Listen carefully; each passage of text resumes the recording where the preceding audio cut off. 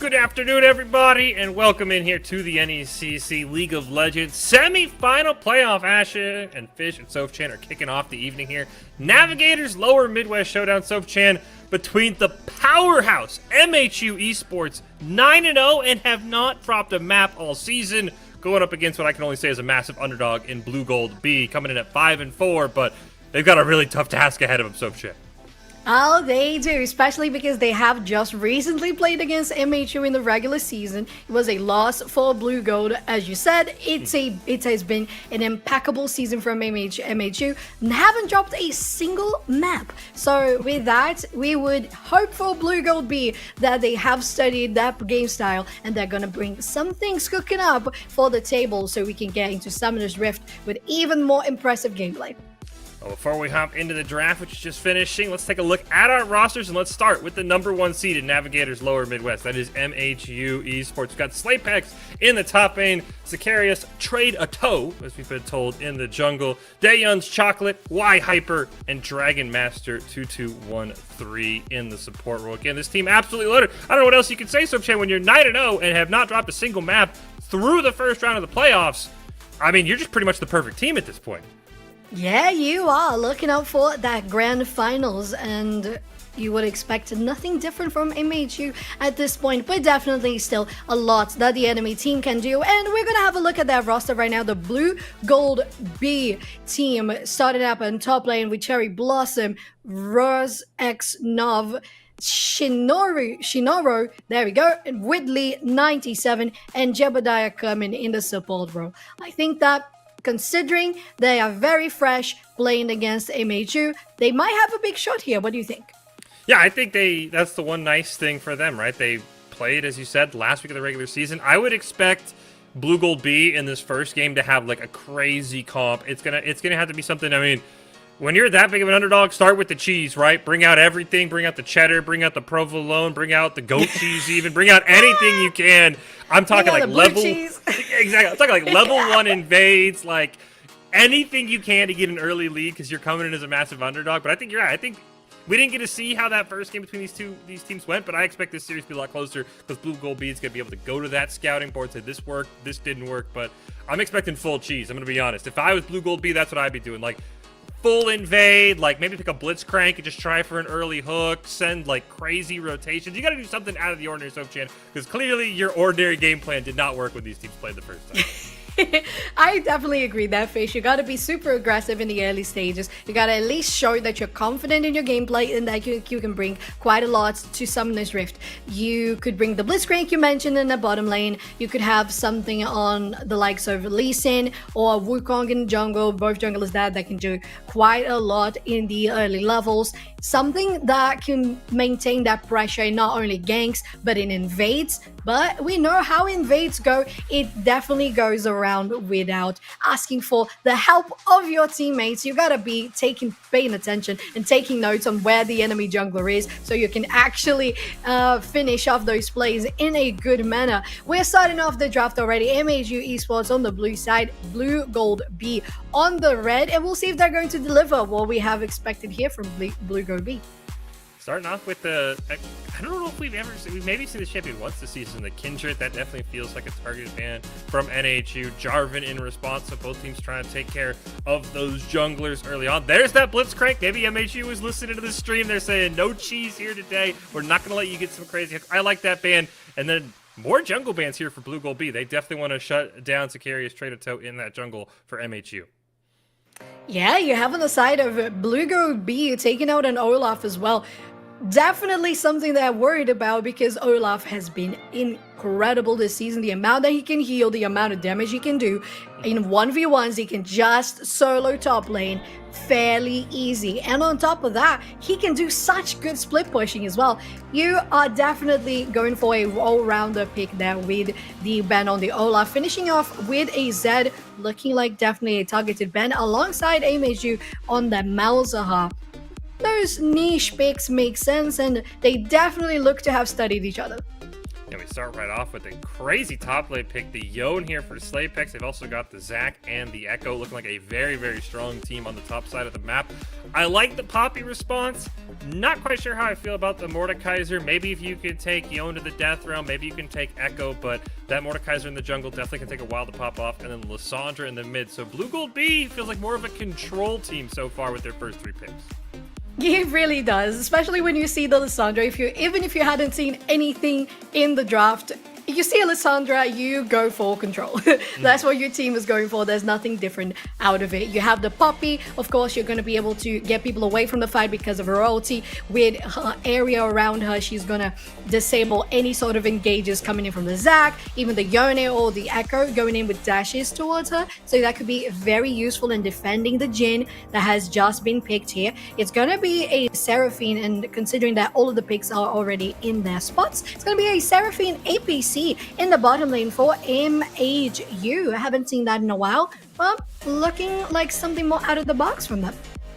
Yeah, definitely a very safe lane. Pair that with the Maokai as well. Going to be very hard to kill that lane. The Amumu in the support for Blugold B. And interesting pick. They picked the Amumu on R2 and then picked the Mordekaiser on R3. So I don't know if that was an Amumu potentially in the jungle, and then they flexed it out once they saw the Zac, which was on B3. I'm not quite sure there. But just looking from this team comp and kind of looking at the OPGGs that we have, I feel like MHU, they want their top lane and they want their mid laner with that Yone, with that Echo. They want them to pop off, and the rest of the team is kind of like a play safe, don't die, let your carries do their style kind of game comp for MHU, which, hey, if it's worked this far, why change it? Yeah, and it makes sense as well because you pick the Seraphine in the bot lane because not because you want to be super aggressive about it, you want to be safe. You have the Maokai, you want to be safe. If you get the help from the Zac with the Maokai, you can engage with the Seraphine hitting the snare, even sometimes the stun. It could be a good pick, but at the same time, it's a Seraphine. In the long run, she's just going to enable more of a sustainability and just peel overall for the team alongside those JC and cores that we'd love to see in the broadcast for NECC, right, Fish? And in regards to early game, well, they're just there, right? They're doing their job. They're getting the farming done. They're getting their gold and the items in their pockets so they can grow for the rest of the game where they are definitely going to shine more. Yeah, I think you pointed out there the late game. You look at what this Seraphine can do. You've got Poppy that's a melee. You've got Mordekaiser that's a melee. Amumu's got to go in melee range. Lissandra's a close range mid laner as well. That's like a 4-man encore just kind of lined up for you, and potentially that hits the Jhin in the back. So I totally agree. Now, usually Sofchan, I put you on the spot, make you ask who you're going to take. But this game, since it's a little more lopsided, I don't want to give you a freebie. So what do you think Blugold B needs to do in this first game to, I don't want to say make history, but take the first map all season off of MHU? What do you think Blugold B needs to do? I would say, in particular in the bot lane here, we mentioned, and I have agreed with you, how I think that Blugold B could definitely benefit from being more aggressive. They have an Amumu in the bot lane. The Jhin can do quite a lot of damage in the beginning of the game when he has their fourth shot lined up. If he doesn't, well, he's definitely going to fall behind. But if you can line that up well, it's going to be quite some damage that you can do on a Seraphine. She can only heal so much in the beginning. You're not going to focus on the Maokai. He's got much HP to go through. So I think it's a possibility that you could have a bot lane more focused on taking down the Seraphine and trying to neutralize her so she doesn't actually get to grow in the mid stages. At the same time, I could potentially even see the Poppy doing well against the Yone in the top lane should they get a good gank from the Mordekaiser. Of course, it would have to be more of a... They're already been in a 1v1 for a couple of seconds and then the Mordekaiser arrives. It's not going to be a surprise gank for a Mordekaiser ever. But definitely something along those lines can make you work so that the laning phase gets some sort of benefit for Blugold B, because MHU, hey, they have shown they are absolutely unbeatable thus far. So it's got to be something that denies that growth so we can see Blugold B shining. Yeah, you make a great point because I think late game, at least when it comes to team fights, I like Blugold B's comp, right? You have Poppy can remove somebody for the fight temporarily. Mordekaiser can remove somebody from the fight temporarily. And then you have the targeted Lissandra ult. You have the AoE stun from Amumu. You have so much control if you're Blugold B. And you made a great point, Sofchan. If they can control the early game, if they can stop this juggernaut of MHU from scaling out of control, I think Blugold B stands a really good chance. Again, these teams met in the final week of the regular season. It was a 2-0 win for MHU Esports. We'll see if Blugold B can get revenge against this juggernaut here in our Navigators lower Midwest region, where MHU, again, 9-0 and has not dropped a single map all season, including in last week's quarterfinals. That is an absolutely insane 20-0 map score, Sofchan. That is nuts. No matter what division no matter how talented your team are, to never have an off map is absolutely crazy to me.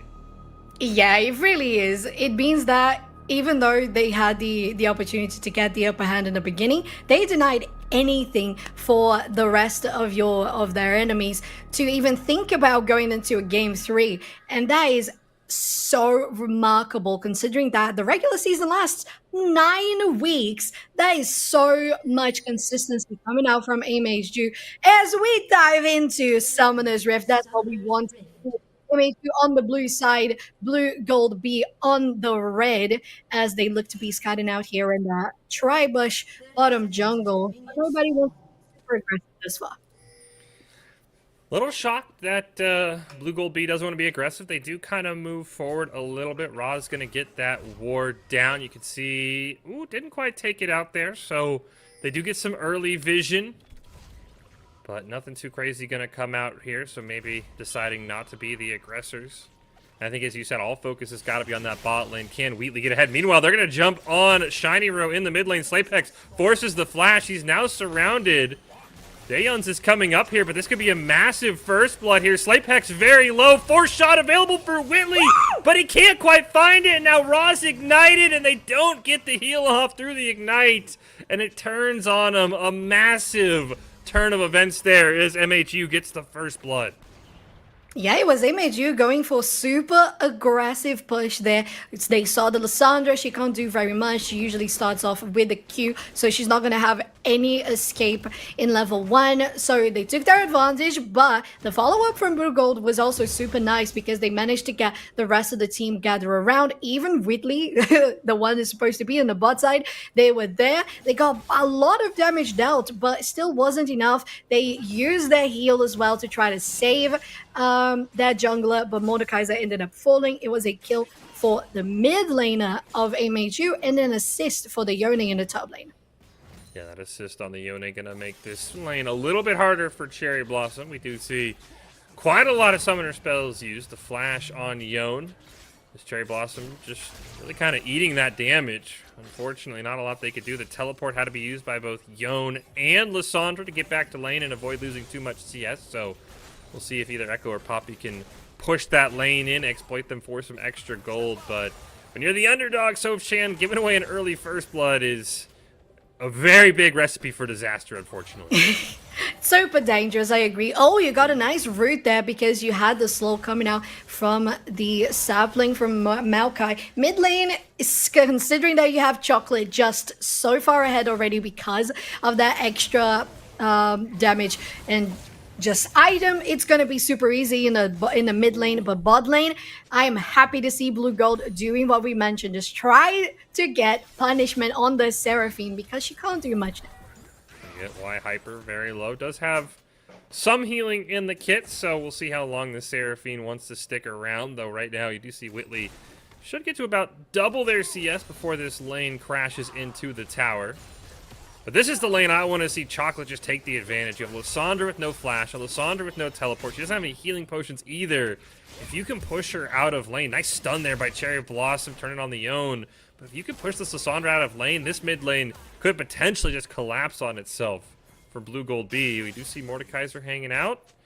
But as you pointed out in the draft, Sofchan, it is very hard for Mordekaiser to get a sneaky gank going. He's too big of a boy to try to be sneaky about it. Instead, they're just going to go for those Scutter Crabs, have the vision in the river, and they have avoided each other thus far, being in the opposite sides of the map, so we might see them trying to get something here in the bottom lane, but at the same time, we notice that Whitley has been pushing quite a lot. Top lane is going to be a gank from Sicarius, though. Sicarius, way more sneaky on that Zac. Meanwhile, Jebediah is going to go in, get a great route onto Dragon Master. A follow-up forces the flash in mid lane. Roz has come back, trying to get revenge here on Chocolate. Shiny Row going to get ignited, potentially going to tick down here, and they will. A huge pickup for Dayons in that mid lane. And now Roz just trying to get away, trying to get back to the tower. Will do just that, but a second kill for this Echo here. A massive win for the MHU mid laner. And it's insane as well, the amount of damage that the Echo can get in the beginning of the game because, oh, let me get that going in a little bit because Jebediah looks to be getting something done onto that Maokai. We noticed that they are definitely much more tankier than Seraphine, but they're both very, very low on mana now. So any opportunity you can get can be good. Sicarius looking for the bot lane again. We'll see if that's going to complete into a gank. But the one thing that was mentioning Fish in the mid lane, God, the amount of damage the Echo was able to output, even though they came back to lane with magic resistance, like, they didn't even get anything damage related, and they still got that first kill there, solo, of course, in against Shiny Row, so kudos to them, really showing why this team has been impeccable so far. Yeah, then look at the back, they're going to pick up quite a few items, potentially look for a Magi early on in the game if he could start to scale with a couple more kills with that Seekers. But so far, MHU kind of doing what we expected them to do in this game. They're winning in every lane in CS except the bot lane. They're doing a ton of damage with their carries top and mid and setting themselves up in a good spot. Ocean Dragon has spawned. Doesn't look like there's any interest right now. Slaypek's going to jump onto Cherry Blossom. Here comes Ross on the back line. This Yone is level 6, though, so you have to be careful for that. All can be used to try and escape. Dash back in with the Q2. Dropping Ross very low. Forced to use the Indestructible Shield. He can still pick up this kill, and he does. And now, not quite knocked into turret range, but they'll trade off as Daeyuns just couldn't get up there in time. So 2 for 1 topside for MHU. Very nice rotation from MHU. I think that Blugold did what they could do in how the champions can be played. So as a Mordekaiser, you're just going to arrive when a 1v1 has already struck. But as you mentioned, it was a Mordekaiser level 4 against the Yone on level 6. That was going to be huge difference. Bot lane's going to be Jebediah trying to get something on Dragon Master. We'll see if that's going to get into a kill. Just unfortunately missing. You can see Hyper backing at the bottom there. Now Shiny Road just taking a ton of damage, trying to get away from Daeyuns. But this Echo now basically, he controls the mid lane. There's no argument. That mid lane is 100% his. He can go in at any time. This Lissandra finally getting teleport back online is going to have to back, but that's just more pressure Echo could build. And about all Blugold can do is pick up this dragon early on. Hopefully start dragon stacking and praying to not be cursed by the Soap and Fish Chan Cloud Dragon that we see so many times. They're hoping for like Infernal or something. Oh, well, we're still in the soul. We're still in the curse. It's going to be an ocean soul next. So there's still a possibility of a cloud soul. We'll see if that's going to be the case. But I really like from Blugold Fish that they noticed that they were behind, and at least they got the pressure there on the Drake. It's nice to get it started really quickly. Oh, nice. Cherry Blossom getting a stun there on Slaypex. I told you, the puppy can do stuff against the Yone. Yeah, no, Cherry Blossom's been doing a great job keeping Slaypex in check here, especially for that early assist gold that he had to start the game. Slaypex has really been hovering around. We do see, like, we're going to have Sicarius in Roz's jungle waiting for a gank. The Mordekaiser's still not level 6, but a great crit back here. Unfortunately, can't take him to the Death Realm. Should be able to pop the Lissandra ult. They will get the split division popped. Now they have to be careful of this Echo. Does have the ult available, going to teleport away, and that bought enough time, I believe, for the Zac to respawn with the Cell Division passive. Can they run down the Zac? Last balance going to be popped here. They blow up the Lissandra. Here comes Jebediah, going to get a great stun. They should be able to get the shutdown on the Echo. It goes over to support, but they're at least finally able to put a dent in that Echo. Uh-oh, here comes Slaypex. Still not level 6 for Roz, unfortunately. Going to use that ult, and there's nothing this Mordekaiser can do as Slaypex picks up a kill for himself. Both teams looking very competitive, right, in regards to counter ganks. They have been very aware of how the things are going in the lanes. Jebediah gets the hit. It's going to be a kill for the mid lane, and that would be amazing. But, they end up missing the second bandage, and Slaypex gets out alive. But just overall, it's nice to see them getting trades everywhere, even though thus far for Blugold in regards to kills, it hasn't been super even, but at least they're making themselves present. Yeah, it was a fantastic job, as you said. Blugold rotating about as well as they can. Came within an inch of picking up what would have been another shutdown onto Slaypex. Meanwhile, Wheatley is taking quite a bit of damage down bot lane in this solo lane. And Shiny Rogue going to get jumped on here once again. Has to be very careful of this Echo, who 3-1-2 already at just the 9.5 minute mark. And this poor Mordekaiser just finally hitting level 6 Soap Chan. That really has put him far behind. It's a shame as well, because if we had seen Jebediah in that top lane engage on the Yone, having the level 6 as well, it would have been a certain kill for at least the support, or at least a couple of assists for the rest of the people that were there for Blugold B. But because of the amount of times that he had to roam, they ended up being a little farther behind in levels. But I will say that I'm happy to see in the mid lane, for example, even though being so far behind, the Lissandra has been able to keep up with the farm. Not far behind at all. Bot lane, you're keeping a good distance between the ADC and the APC, but we'll see Roz going on to Chocolate. They're looking strong now. Puts him immediately into the Death Realm. Chocolate gets a great stun with the parallel convergence. And he's able to walk away, but Roz has been doing everything he can to keep his team in it. Some great Mordekaiser ganks as well here, and this next dragon in 90 seconds is a big one, because I think that's where Blugold B has to put all their money right now, is getting those early dragon stacks. They do get the Rift Herald actually dropped top lane solo for Slaypex. This Yone just trying to stack as much gold as he can and become that late game hyper carry that I think MHU is expecting from him. I don't think that's a bad call. I think it works well. You're gonna get the, as you said, the solo plating gold and the pressure on the tower as well, pushing in the wave. It's gonna make Cherry Blossom be a little bit more reserved, but they go in, they get a tower shot back, and maybe it's going to be Slaypex dead because of Jebediah. There it is! Oh my god! This support, excuse me, they are the jungler. No, they're basically double jungle. This is Season 1 League of Legends right now. Unfortunately, Shiny Row. Ooh, great use of the Frozen Tomb, but I don't know if the healing's going to be enough. Wow! They got Chocolate! What a turnaround for Blugold B. I thought for sure that was another kill, but instead, Lysandra with a great turnaround. That is amazing. Shiny Row not just getting the kill, but coming out with 10 HP and 10 mana as well. So that means you should really focus on what ability were you going to use. So they had the Ota going in. Let's have the replay on it. Very, very close getting the kill here on Shiny Row. They get the Frozen Tomb on themselves, heal up as much as they can, and there he goes. The final hit with the auto attack, just getting them out alive and coming out with a kill. So you're amazing. As we have now the second Drake spawning onto the map, we'll see if Blugold B can get that for themselves as well. Blugold B, at least early on, has surrounded the dragon. We'll see. They are going to throw out the roots from Maokai. Here comes Zac as well. Nature's Grasp is going to land. Roz, unfortunately, going to get stunned up here and just gives up the dragon. Chris's Sad Mummy does go out, but Jebediah will go down. Shiny Row, I don't think you're going to have an epic escape this time. Nope, Slaypex is there to cut off the angle, and it will be a Hex Tech Dragon, so not an awful one for Blugold B, but unfortunately, the Dragons are 1-1 after that one.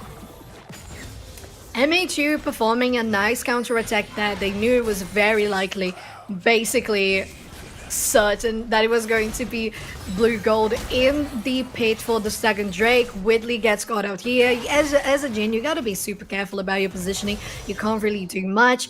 You are even being chased by the Zac in the back line. Oh wait, they managed to escape, excuse me? That was not what? Yeah, I was like, ooh, from the Death Realm, Roz gets a kill. The Zac went in on Wheatley incredibly late. Gonna pop the Let's Bounce, but the turret gonna proc that Cell Division passive. Now the turret's on Hyper. Wheatley picks up one. Will go down, though. The tower, unfortunately, does not help kill Sicarius. Shiny Row coming down, but Jebediah should be able to pick up the kill. As the Lysandra now going to focus in on top of that Maokai. One kill there. Might even look for a second one here as Sicarius will go down. Unfortunately, I think the minions helped with that one, but a massive double kill. And you and I were on the same page, so like Zac's going to go in, right? And he just took too long. Yeah, I was very confused. And then they basically got too disorganized in their dive-in. The target of the turret was very scrambled. It ended up going on Hyper. And you don't want that on your Seraphine. No. Poor girl, just ticking down. She died pretty quickly. She had to flash away, but still couldn't escape.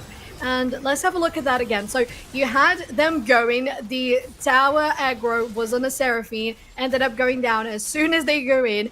The damage as well from Jebediah and Whitley was enough to get the passive out of Sicarius. So nice trade here from Shiny Row as well, not just rotating, but prioritizing the other player when it was most likely that your support was going to get the kill on the other anyway. So you don't let any of them escape and you guarantee both kills. Very nicely done, coming now to 8 kills against 9. Not bad, not bad.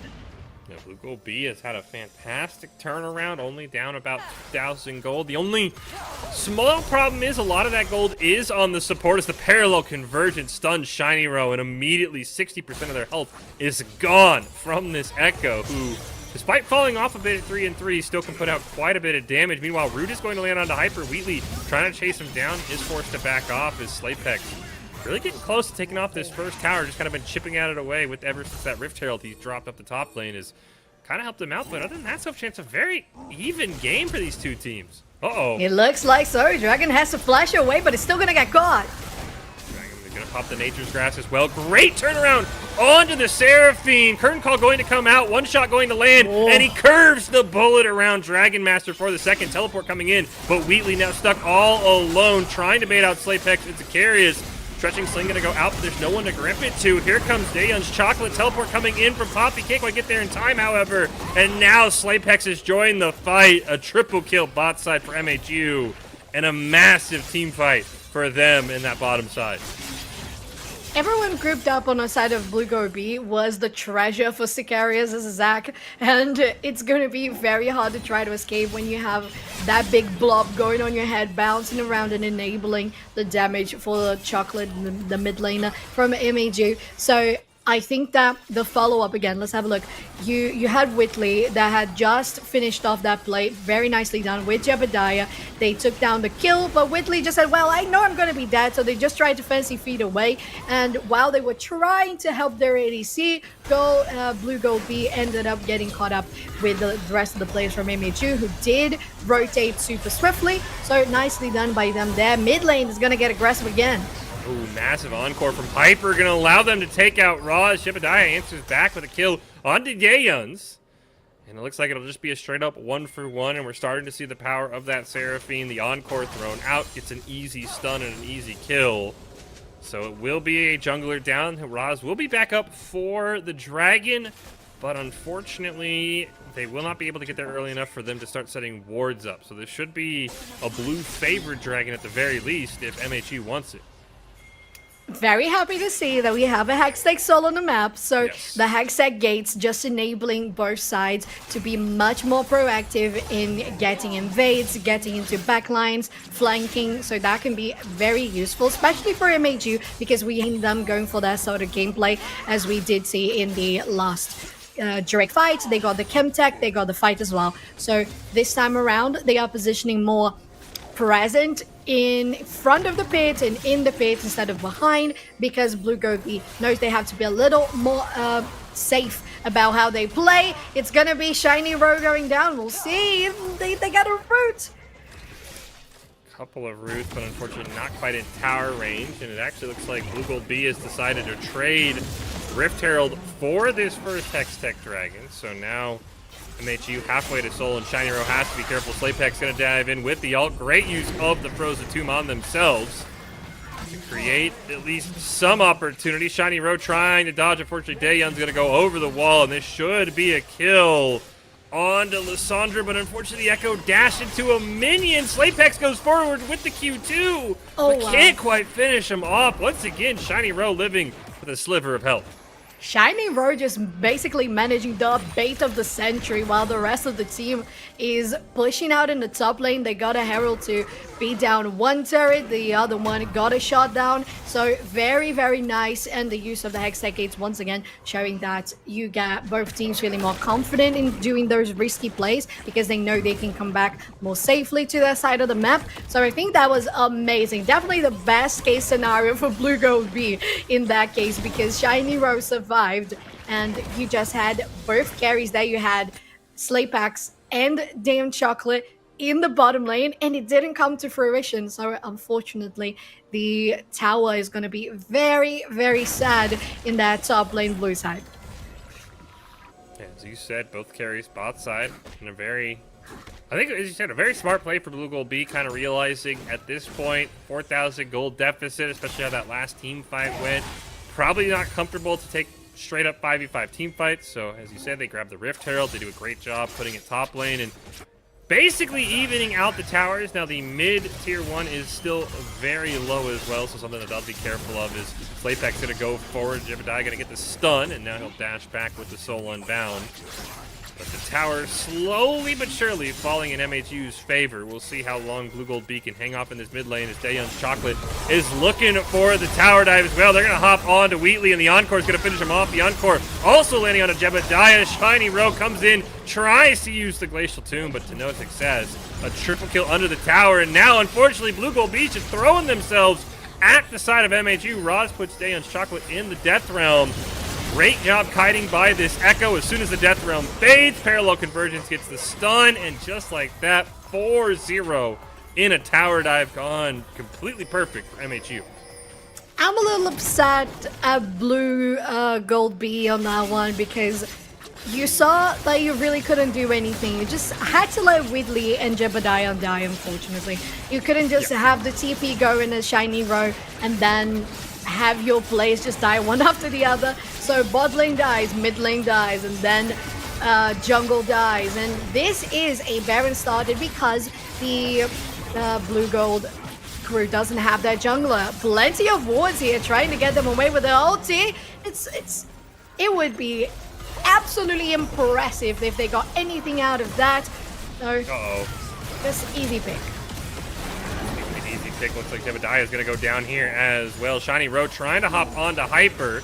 Can't quite finish him off. Now Daeon's Chocolate going to turn around, get one more kill. A double kill for the Echo.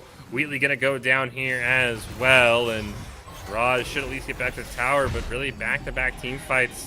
Honestly, the exact same thing. So, Chen, as you pointed out, Blugold B just kind of solo funneling themselves into MHU and giving them free kills. Yeah, it's very unfortunate for them because I felt like they were finally starting to build up a sort of, not lead, definitely not, but a sort of balance at least. Bottom lane, Slaypax is going to focus pretty much in taking down this third, especially with the Baron buff as well. Ooh. But Cherry Blossom gets some good Ds here. Look at that. Apex taking tower aggro here, but I think almost feels like kind of baiting. Oh, fantastic dodge on the bandage toss. Jebediah gonna land with the second one. Curse the Sad Mummy gonna be used here, but Slaypex is just too far ahead, and he's got too much lifesteal. It's a double kill bot side, and the rest of his team isn't done. Dan's Chocolate forced to ult back to safety. The Nature's Grass comes out, but a double kill, and now Slaypex with his Baron buff is just going to keep pushing on the bottom side of the map.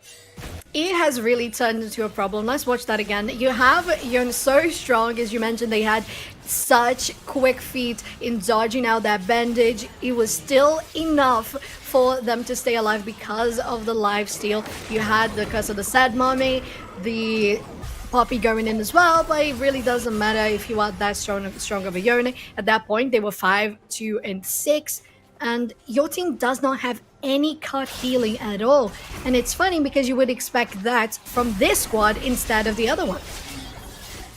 Slaypex now has 4 of them chasing him down. We'll see if he can make a play here. He is level 15. He's got 3 levels on everybody in this team. And he is staying alive thanks to this Bloodthirster now in the Death Realm with Roz. And I think he turns this around. Kurt Call is going to come out. But unfortunately, everybody for Blugold B just getting run down. They do finally get the shutdown onto Slaypex. And Chocolate will get rooted, so Daeons can't quite finish him off. But I guess in a 1v1 and you get it. Oh, never mind. I thought it was a 1-for-1, but Zacharias picks up the double kill, and this is going to be massive damage to the base as they still have 20 seconds of this Baron buff left. Over 12k gold ahead the MHU has, and they're going in, barging into this base. They don't even need to knock on the door. They are just dropping it down, kicking in with the Baron buff minions. They're gonna take the inhibitor turrets. I'm not sure if it's a good idea to try to go for the inhibitors themselves, but still, you have the Hextech gate, so you can be super safe about it. And at this point, it's the one thing you would expect. You are that much ahead. You just steal the whole entire enemy jungle. The Drake is also online. You take that one down. It's going to be soul point for MHU. And unfortunately for Blugold, even if when they saw the spark of potential hope, it's starting to dim out. Yeah, there it is. Maybe a slimmer of hope left, unfortunately, for Blugold B, because MHU, I mean, I don't even know if we'll see that next Dragon. I think they regroup. They're probably going to maybe look for a Baron to really just finish this game off if they want to be smart about it. But I think at this point, I mean, Slaypex has basically 3 levels on everybody that isn't Cherry Blossom, and even then, he's a level ahead of them. I mean, this Yone, 8-3, 213 CS. He has so much gold right now. He's going to basically go on a side lane. He's going to push that tower. He's going to force reinforcements to come and potentially still win the 2v1. So I expect if you're MHU, maybe you play for Baron. Ooh, nice escape there. But I think this one's seeming a little dire for Blugold B so good. It really did. And they're going in again in the top lane. This poor Poppy is going to be going down really quickly. The curtain call hits, but there is no damage coming out from that shield that you have from the Bloodthirst. No, Whitley, please, Whitley. Whitley. Luckily escaped. All right, this is your last stand if you're Blugold B, Sofchan. You're hoping for a miracle, and you don't want that man in your backline. Scarius kind of got baited by his Yone. Forces the cell division, so jungler goes down. Whitley forced to flash away. Ooh, Scarius trying to escape. Cannot quite do it, though, but they will lose their top inhibitor turret. Apex is low. Massive curse of the Sad Mummy, but in response with a 3-man Encore. They trade 1 for 1. Roz has the Yone stats from the Death Realm, but it's not enough. And it looks like Chocolate and company should be able to finish the remaining members off. Cherry Blossom has respawned, but look how low those health bars are. They're just waiting for Chocolate to teleport to him, but they will at least get the top inhibitor. Yes, they're just waiting for Easter eggs. They're waiting for chocolate Easter bunnies, and it's going to arrive at one point because they are opening up the base. It's going to be clear when we see those TPs coming in from the back line into those minions right underneath the Nexus turret. Oh, Chocolate, are you in too deep? Is that in, my friend? No way they get out. No way. Oh, the tomb from Shiny Rose stops them. Thought they had the fancy feet, but as you said, Sofchan, triple inhibitor down, Baron up now. It's just a matter of time before game 2. Very hard here at the position that Blugold B, there you go, has been put themselves in, because unfortunately it was a couple of bad decisions that they made along the way in regards of going in for kills where there was not going to be a single kill, given the levels behind, given the gold behind, given the items behind. So we'll see if they can try to contest this one. Do they have that jungler? That jungler is even on the other side of the map. Looks like a curtain call steal, but the curtain call is going to get canceled. The Slaypeck's going to hop on Shiny Row, use the Quicksilver Sash, and pick up the kill. Miracle steal? Not quite. And it was close. It was well timed. yeah, shout out to Whitley. He's been very close, almost taking both of these steals. Here comes the teleport in from Slaypex. He wants the 1v4, and he's going to try and find it. Whitley barely surviving. Never mind, poked down at the last second, and had the KDs because this one's about over. Sofchan, they just got to finish him off and take the base. Yeah, it's just as easy. They even do the encore here to get that final kill onto Cherry Blossom. Super tanky, but not for long. You go in with the Curse of the Sad Mommy, take down the support. 2 turrets down, Nexus is next, and a quadra kill for Slaypex in that top lane. I would say do not let Yone be on the board again. Yeah, Slaypeck's absolutely popping off, and the crazy thing is, I think he ate 2 of the bans already. I think the Olaf was targeted at him, and so was the Ribbon. So now, 3 bans potentially at Slaypex, and I will say the crazy part is, Sofchan, that was basically an 8-minute stretch of MHU putting it into just another gear, right? Because I mean, if you just joined, you'd be like, oh, this was a stomp from the beginning. No. 19 minutes in the game, this was dead even, Sofchan. They have 1 mistake under the tower, as you said, and MHU just says, all right, we're not going to let up, and then they just turn that game into a blowout. They did, exactly as you said. When there was one moment, the Blugold B just let it down for a second, and MHU was like, oh, this is the moment. We are steamrolling right now. And they took that breach and just tore up the place. Absolutely crazy. Well, before we go to break, any advice you can give Blugold B as they prep for game 2, besides don't let Slaypex get Yone? I will say you have been doing pretty well so far. You just have to be a little more knowledgeable on recognizing this fight is a dead end.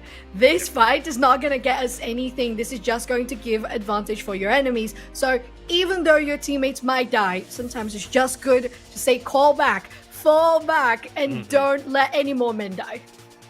We'll see if Blugold B can turn it around, or if MHU can get 1 step closer to the perfect season. Again, 0 games lost, 0 maps dropped. They're looking for the sweep in the semifinals here of our Navigators Lower Midwest, and we'll have game 2 coming up right after this break.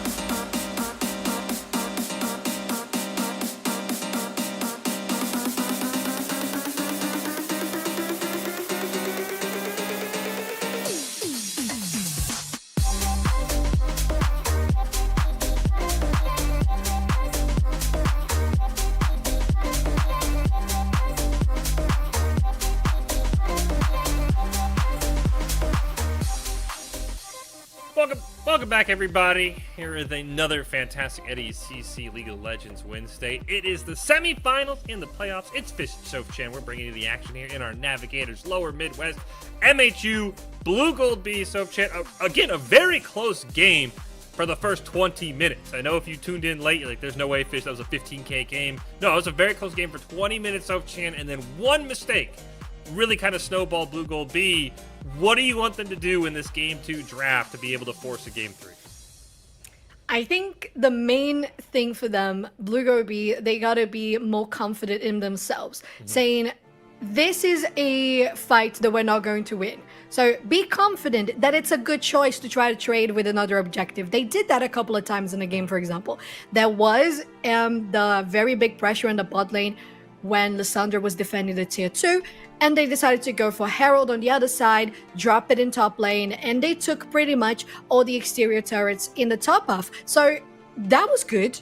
That was a good play. I think it was a confident play. So be confident that you can make good strategies, because when you are behind, going head on is not a good strategy. And we saw how much they could do even when there wasn't that big of a difference in gold.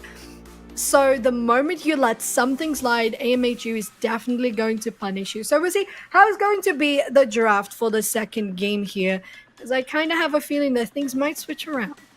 Well, they start off by switching sides. MHU on the red side, Blue will be on the blue side. And I think the other thing that we were talking about a lot in between games is, what do you do with Slapex, right? He had the Olaf band against him. He had the Riven band against him. I mean, the way that Yone was played feels like Yone is going to be a potential ban candidate as well.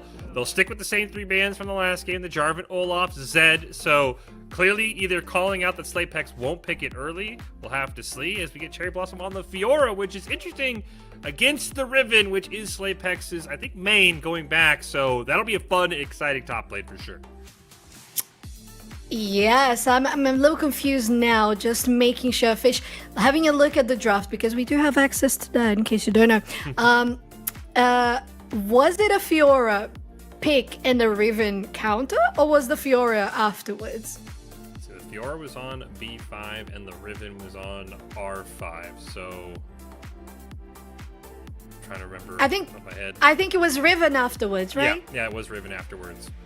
Okay, so considering it was the last pick for the Blugold B squad, it makes sense that they had to pick something that it was going to be blind in the top lane anyway. So you have MHU who decided to have the Riven pick for last, and it's going to be pretty much easy, I would say, considering how good they were in the previous game. This one on their main is going to be even more comfortable.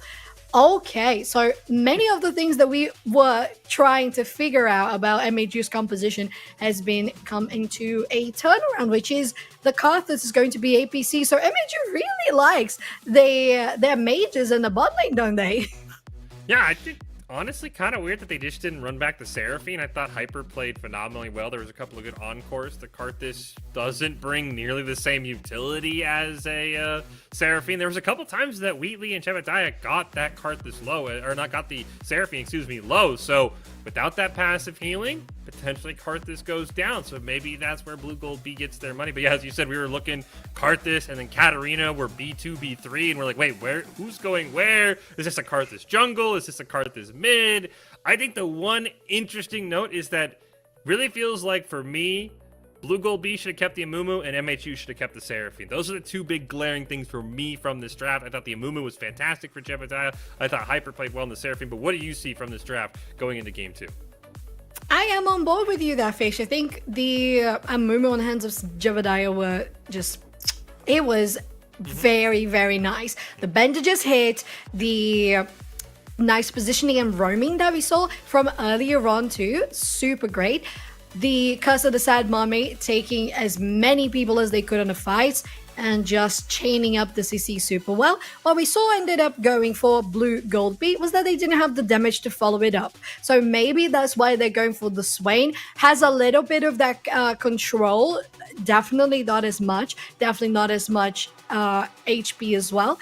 But it's going to deal a little more damage. On the other side, yeah, it looks like MHU enjoys having those picks that gets people confused. Yeah. They enjoy getting the Karthus because it was, as you mentioned, the Karthus was the second pick for MHU, Katarina was the third. So it's them saying, well, you gotta try it with that on the table. That could go anywhere. We could switch and that could go anywhere. It could be a Karthus mid, it could be a Karthus jungle. They ended up going for the Karthus bot lane, which doesn't surprise us much considering that they did have the Seraphine in the past game. So it's a couple of things that are different, but still remain the same with an essence in regards to how these teams are playing. Finishing off, I agree that the Seraphine could do much better in this match. She was super useful on not just healing, but the encores are always going to be great. The cooldown is super big, but every single time you had Blugold being very stacked up. So that's just the daydream for Seraphine any time of day. She has her audience there and she's just going to let them applaud her festivals. Yeah, the encores were, I know Blugold B wasn't asking for any more of them, but I know we are asking for another encore. But I think, obviously, the big one, the standout for this comp is what is this Katarina going to do, right? I mean, it's a very feast or famine champion. I thought, there's a potential where Chocolate can kind of farm Shiny Grow. We saw that in the last game, but Shiny Grow also had a couple of great escapes, and now going against a champion that doesn't have the ability to teleport back and get that healing like the Echo does, that doesn't have the parallel convergence shield like the Echo does, this Katarina feels very, very squishy. So I think Daeyeon's Chocolate is going for the ultimate, in your face, going to be absolutely popping off, but that's that one big question mark for me, is whether or not this Katarina can get anything. And so, Shannon, what are you feeling going into game 2? Or do you think Blugold B can stick with it longer? Or do you think MHU is going to put in another big blowout win here to move on to the grand finals? Fish, I will say, before I answer your question, I wanted to add something to what you were saying in regards to that Katarina pick. Katarina was picked third, whereas Blugold B picked the Lissandra first. So MHU knew that Katarina was going to be facing one of the most controlling mages that there is in the game, and yet they still chose the Katarina in the mid lane. So it might be a case that MHU is just looking for roaming. That's maybe just what they want to do. As soon as they get level 6, they're out of lane. They're not going to be there anymore. So it's possible that Blugold B is going to have and require that bigger assistance on the side lanes. But we'll see if they are going to be, allowed to let the Lissandra finish and deny the Katarina, because we saw how much MHU can do in the jungle as well this time around with a Sejuani. There's a lot that can come from those ganks. So overall, I would say MHU is still looking like the bigger enemy, but Blugold B, as you mentioned, 20 minutes into the last game, being very, very balanced in gold, even taking things up a notch on kills as well, taking trades on objectives, on Drakes, on Heralds, and they were getting things done, getting things on the way. So they gotta maintain that focus to be able to keep the same mentality and maturity that I believe that MHU brings to the table. MHU kicking off game 2 with what looks to be potentially a very aggressive invade. They do have Dragon Master on the Nautilus, and Jebediah is going to walk into the bush. He's going to try and escape the Nautilus here, gets a massive pull and flashes away. So an early flash blown by the Swain. But it's interesting, usually you don't see the dominant team going for the invade. But great job by MHU. We'll see if we have any post shenanigans. We had that late first blood in game 1 picked up by Daeyeon's Chocolate, and it looks like we'll actually get an invade here from Roz on this Trundle. Very aggressive early on for Blugold B. And it's going to be successful as well, because they had that glimpse of the bot lane. They know that Swain had to flash away, so they got to be a little more careful. At the same time, they were able to drop that ward on the Tri-Bush Fish, so that's enough vision to know that the enemies retreated, that they didn't try to do anything in that red buff. And not only that, you have your bot lane scouting and dropping a ward there for you as well. So very nicely done from Blugold B in this beginning, and they're going to have the upper hand at least from that invade. We'll see if that's going to be able to be converted into Ross coming out into lanes early and getting those kills. There was a ward down on that Tri-Bush that Jebediah and Wheatley walked over, so their fake red buff leash should be called out. by the side of Blugold B. They probably don't know exactly where Roz is. It's Cherry Blossom and Slapex. This will be a very interesting match to watch topside. I thought Cherry Blossom did a great job last game, but that was on a tank. That was on the Poppy that can absorb a lot of the damage. Now on this Fiora, it's going to be a little bit harder. And you can see, though, they want that level 2 gank from Roz coming up from the top side on through Tribush, trying to hop onto this ribbon. I'm sure we'll go up there in a moment. Slapex going to get slowed down by that red buff, but unfortunately they cannot get a single summoner spell out of that gank. It's still very good. I appreciate that quite a lot. Unfortunately, there wasn't the amount of pushing you would expect from the Fiora to be able to at least get the wave out of the turret. That would be at least somewhat good for Blugold B. Unfortunately, didn't quite end up like that, and the Riven didn't lose any farm at all. So at least it makes a presence, right? At least you make yourself known. Ooh, nice double root here from Jebediah on this Swain. Wheatley putting some damage on. Again, as we talked about in the first game, it's got to be a focus on the Hyper. Dragon Master once again playing a very tanky champion in this Nautilus. Going to be able to absorb a lot of that punishment, so they need to find ways to kill Hyper on this Karthus. We did see Sejuani, meanwhile, go in, steal that red buff away from Roz. So we actually get some vertical jungling going on here, and potentially open Wheatley and Jebediah up for a gank from behind. I think that's exactly what Sicarius wants to do here. You see the pings going out. Jebediah and company trying to cut them off. Great job knocking him up in the air. Dragon Master able to get the hook. Wheatley going to try and flash away. He does get stunned. Exhaust goes out, and this should be First Blood picked up for the side of Dragon Master. Now Jebediah trying to maybe pick something off onto Sicarius, but it looks like a massive First Blood. Shiny Rue very low. Has to be very careful mid lane. Sim and Day on Chocolate going back and forth. Lovely work here from MHU Face, and I think the biggest difference between that and the gank that we had first with Trundle in the top lane is that in this case, you had the Blugold B bot lane very, very, very advanced with no vision at all. On the other side, which basically is a recipe for success. On the other side, you had Trundle going in, the wave was a little frozen in the middle of the lane, and Fiora couldn't really push up the lane as much as you would want. The Riven can do that much better than her, and considering that Slapex has performed so well in the previous match, you are just worried about plays like those. So it's a tippy-toe every time you're playing that 1v1. Oh no, Shiny Rogue goes down to Chocolate. A great gank here by Sicarius. We're going to see potentially if Roz can get in, but unfortunately cannot catch up to that Katarina. As you said, Slapex pulling the flash and the ignite, trying to pick off Cherry Blossom, and now this feels like a dive. As you can see, Sicarius is coming up, and it's just a matter of time for Cherry Blossom. Unfortunately, might suffer the same fate as their mid laner. Here comes the Sejuani around the corner. Teleport actually going to get used by Shiny Row top lane to ward off the potential dive. Interesting there. I think it's something that has been missing a little bit from Blugold B is the communication for those TPs.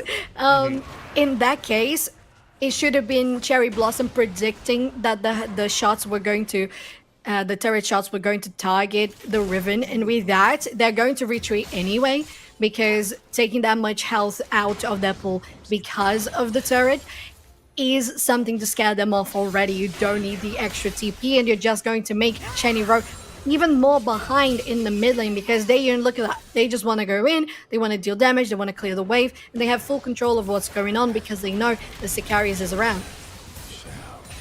The Death Lotus come out from Dayun's in the mid lane, didn't find any damage, and I will say the big difference this game 2 here in that bottom side is they're not getting any damage onto Hyper Sofchen. They're putting it all onto Dragon Master, and that's exactly what MHU wants. They want you to target down the Nautilus. Great route there. Shiny Rogue going to cancel the Glacial Path. Does have the Glacial Tomb available, but opts not to use it. Nice parry from Cherry Blossom. Going to pop the Grand Challenge. Use the Ignite here as well. Cannot find that last Vital. And so no kill up top side for Cherry Blossom. Still very interesting. It's possible Slapex is going to go in on this one, but the Bush is still in Cherry Blossom's realm. Just one hit away, and they managed to escape Fish in a very close encounter. You see Roz flashing forward, going to try and take down Sicarius. Sejuani will turn away. Over comes Chocolate. Now this could be a problem for the jungler. This could be a massive setup. Ignite going to go out onto the Katarina. This could potentially be a massive play here for MHU.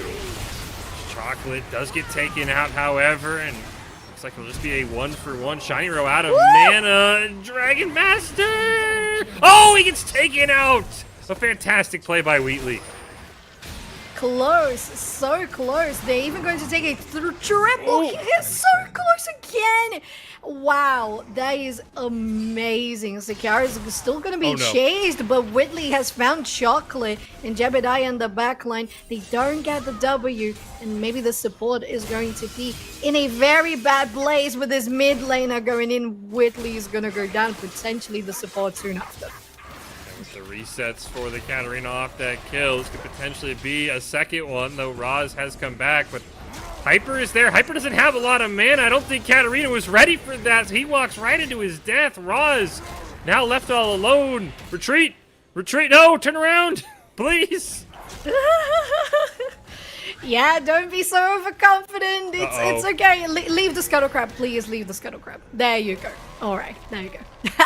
Still, very good job there from Ross, recognizing they had enough not only damage, but that the enemy didn't have ways to get out of that. There was probably no ward for the Katarina to jump into, and with that, she was basically dead. Good kill coming out, trading back on a 3 versus 4 kills on the board for Blugold B, trying to get things more equal, and they have been successful at that. We'll see if there's going to be any sort of positioning for this Drake. Both junglers are on this side of the map, so it's likely that they might meet each other, and it's definitely going to rely a lot on what they decide to have that bot lane doing. Are they going to have it push more? Are they going to have it frozen? We'll see how this is going to be the wave management here and course of action for the both teams. Is that River Scuttle down? That did go over to MHU. Jebediah gonna get stunned up here. Daeon's Chocolate coming down. They want this swing. Curtain Call going to go out. A lot of damage as the Death Lotus picks up 1. The force shot not quite able to finish off Sicarius, and it's a double kill. Root does land though for Whitley. Couple more shots, but he has his Katarina that he has to deal with. Meanwhile, Shiny Row gonna go up the top lane here. Frozen Tomb going to be used as well as the Grand Challenge. Ignite goes out onto Shiny Row, but a couple more vitals, and this should be a free kill for Cherry Blossom. Wheatley, just turn away. Just give up the first dragon, Wheatley. Ooh. Gotta be worried about the ADCs, right? They're so squishy. It's like when you're playing support, you're like, please, no, please come back. Please, you're not in range. How can I heal you? Please stop. Oh, Fish. I think that's as much as Blugold B could have done in this case. They got a nice kill in the top lane. They try to get some presence here in the bot as well. But the moment that you had Katarina going in on your ADC, going in on your support, there's not much you can do, really. And considering the Swain didn't have ulti, it still doesn't. So that is huge for this bot lane to still keep on fighting. At least Whitley has some upper hand, 2 levels ahead from both of these bot laners now. Looking to push quite far, but still, the Drake is down already, so what does it matter? Luckily, Katarina did reset, so they don't have to worry about a reset here. And I mean, you made a great point in the draft. It felt like the Swain pick was most likely the cause of, I feel like the team needs more damage. I'll go with the more damage-heavy support. But unfortunately, Jebediah's lost. He's gone down once trying to hunt for those kills. As you said, he's still not level 6. He doesn't quite have that damage. Meanwhile, Slapex hops right on top of Ross. Cherry Blossom now coming down. And there's a blast coming over the wall. There's no flash available. Here comes Sicarius. Great Glacial Prison gonna pick up the stun, but it's not enough. The Requiem should pick up the kill in return, so it's a 1-for-1. Here comes Daeon's Chocolate. And with that stun, the Death Load is gonna do quite a bit of damage. Great Glacial Tomb by Shiny Row, but Cherry Blossom, unfortunately, I think going to be taken out here. Oh, the juke! Oh, but the Katarina had too much movement speed. Now Shiny Row gives up a double kill. Meanwhile, the Ignite into a great pickup there for Wheatley. Dragon Master trying to get the back off. This should be a free kill. Flash forward and a double kill bot side. So pair of double kills across the board. Okay, I don't mind that. I think that was pretty fun. The response coming from Blugold B in the bot lane as well. Let's have a look at the fight here. You had the jungler going down pretty quickly, but the help from Shiny Row gets there. At least it keeps Cherry Blossom alive for a little bit longer. They get a nice parry. There you go. Some healing as well. They have, oh, I think it was just one step to the right that they had that maybe could have saved their lives, but still, it was a nice attempt. Some good times in making us excited about fancy feet, but Ross is going to be very close to dead now, while we were not watching on the stream. Almost a repeat of what we actually just saw. Yeah. Invading, bit of deja vu as this time Roz does come out alive. And as we saw in that replay, I think the big thing that went against Blugold B is Rift Herald was kind of just tunneling down to Shiny Row that entire time. Shiny Row was trying to find a reset. I think if Rift Herald's not there, Shiny Row can help out a bit more, but unfortunately they couldn't quite find any assistance. And overall, this is what we saw in game one, though, right? So, Chan, an even game. We're going for a dive up top side onto Slaypex. Great Glacial Tomb. This is an overkill to the nth degree. Meanwhile, they're going to answer it right back with a kill onto Wheatley. So, a pair of tower dives, and again, Gold's basically dead even. This is what we saw in game one for the first 20 minutes. In this bot lane, it was a kill that required just one ulti. I believe it was just Dragon Masters. There was nothing else aside from that use. I don't think there were any flashes either. Yeah, no flashes. So not much wasted. In the top lane, though, it was quite a lot going in for that kill onto Slaypax. They're going to go chase down Chocolate, and the Glacial Prison comes down back. Oh, into a perfect Death Lotus from Daeyeons.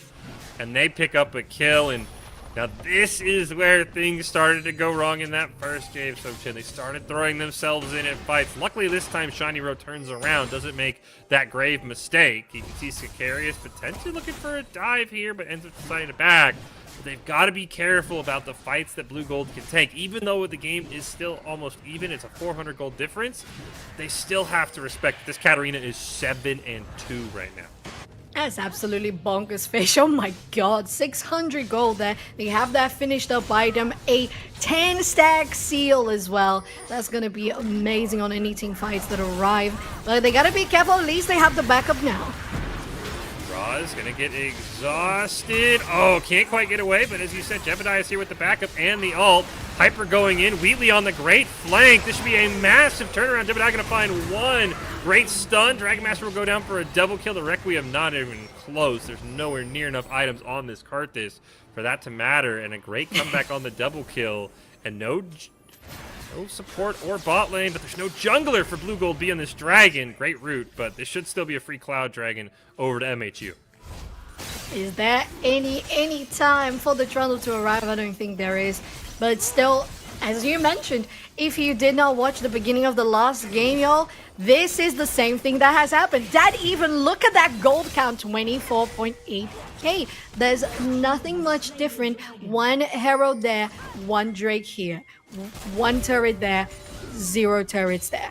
But it's still coming from both sides. Let's have a look at the replay first. So before that Drake happened, you tried to go in, maybe Ross getting caught out of guard before the rest of the team could arrive, but Jebediah still doing quite a lot of damage, having their ulti active. The Lissandra goes in, it takes a lot onto the main heavy hitters. You take down first the Karthus, Wheatley as well on the flank. Getting those crits on were essential to take down those KOs, and you finish it off with taking down the support as well. So very, very good overall, and a interestingly positioned Herald coming from Blugold B. Definitely one thing that was expiring and had to be used rather than strategically positioned. Yeah, unfortunately could not get the Herald in a better spot. I do think the one major difference between game one and game two is in game one, Daeyeon's Chocolate was, I think, 4-3. Sicarius was 2-0. But Slaypex had kills on the board, right? 3-2 in that top lane. 0-3 now on this Riven. All of this gold is on this Sejuani and this Katarina. And Katarina is not the tankiest champion. I know, can try their best to try and be. But, I mean, this could be a opponent. If you can land some CC, especially with that Glacial Tomb from Shiny Row, you could neutralize a majority of the kills on MHU with just a well-timed CC. No, you really can. They're gonna go in for a fight here. This has to be a flashback from Dragon Master to keep alive. But still, maybe Slaypax is gonna be caught up instead. Slaypax going to get rooted multiple times. Monicus is going to be popped. They're going to pick up the first curtain call going to be used. Wheatley's gonna find one, he's gonna find a second, and it's a clean 3-0 in that mid lane for Blugold B. Very nicely done. I think, Fish, that the main differential from this and the rest of the fights that we saw in the previous game was it's MHU trying to be more proactive about it, but Blugold B is saying, we know where you are, and we know we have to go in on you, so you die one at a time instead of us. That was so nice. It was a Riven going alone on top of 3 people. You get a nice knock up, yes. Does it look good? Okay, but you're not going to survive after that. And it's going to be another kill following up with a TP as well in the mid lane, Fish. Uh-oh, here. That TP, though, is a massive problem because Daeyeon's Chocolate immediately kills Whitley, picks up the double kill onto Raz, and just like that, they trade 1 for 3.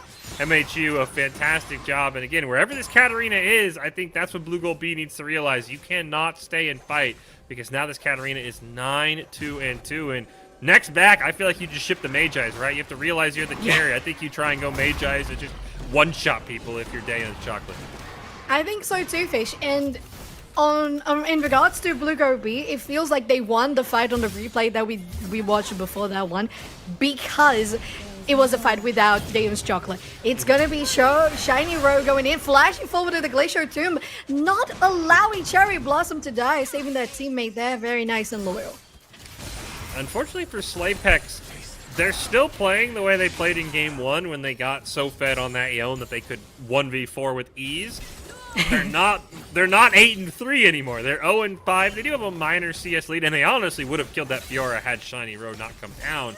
But that's the other big thing is MHU doesn't have Slaypex off in a side lane 1v1ing like they expected to. He's unfortunately losing those 1v1s, and they're losing a lot of pressure they had in game number 1.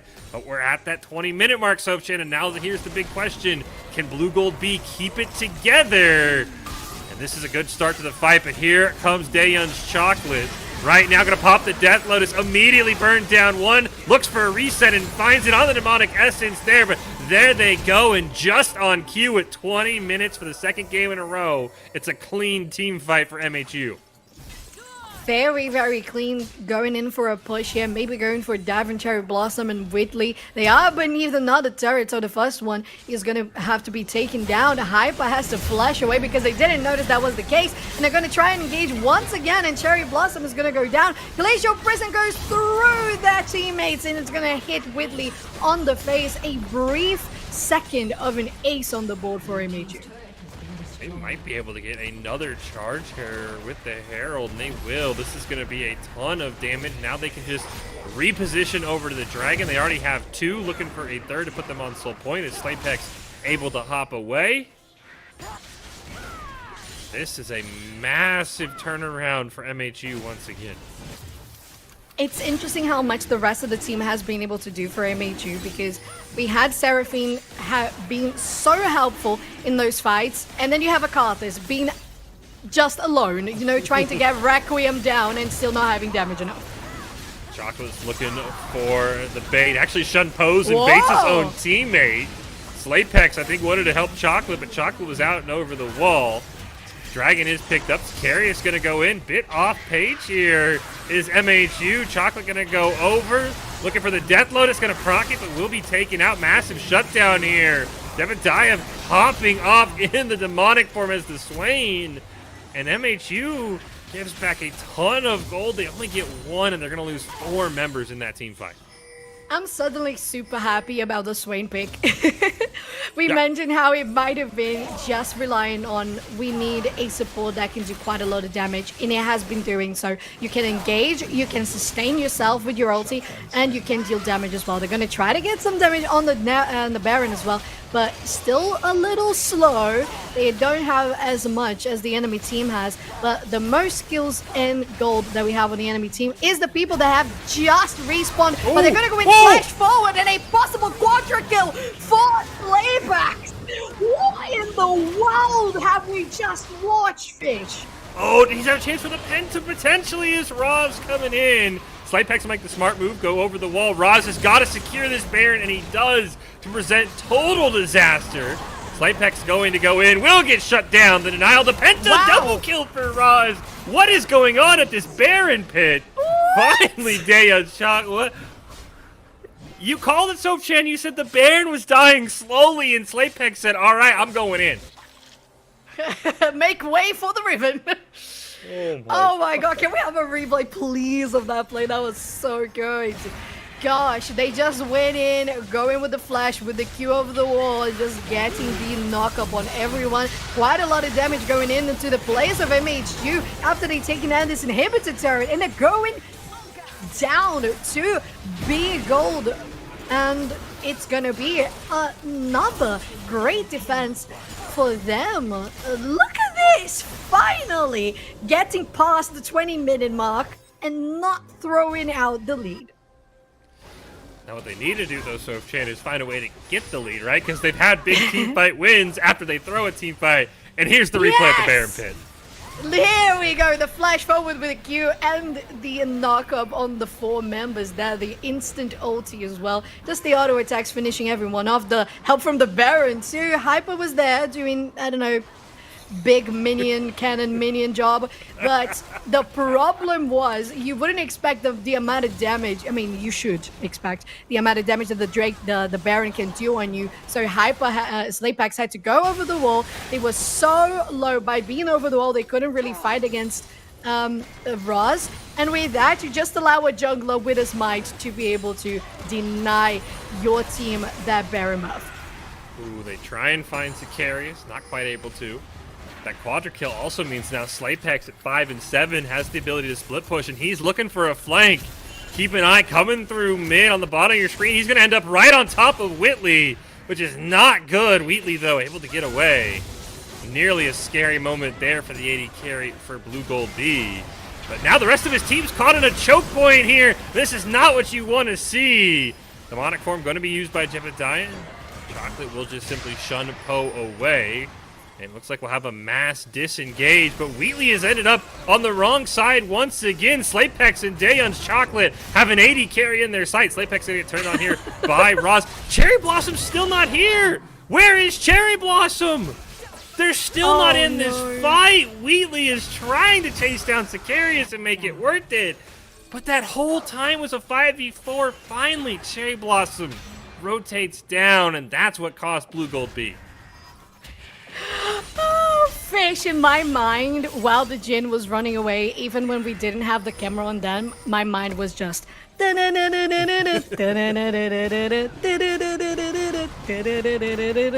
what was playing in my mind.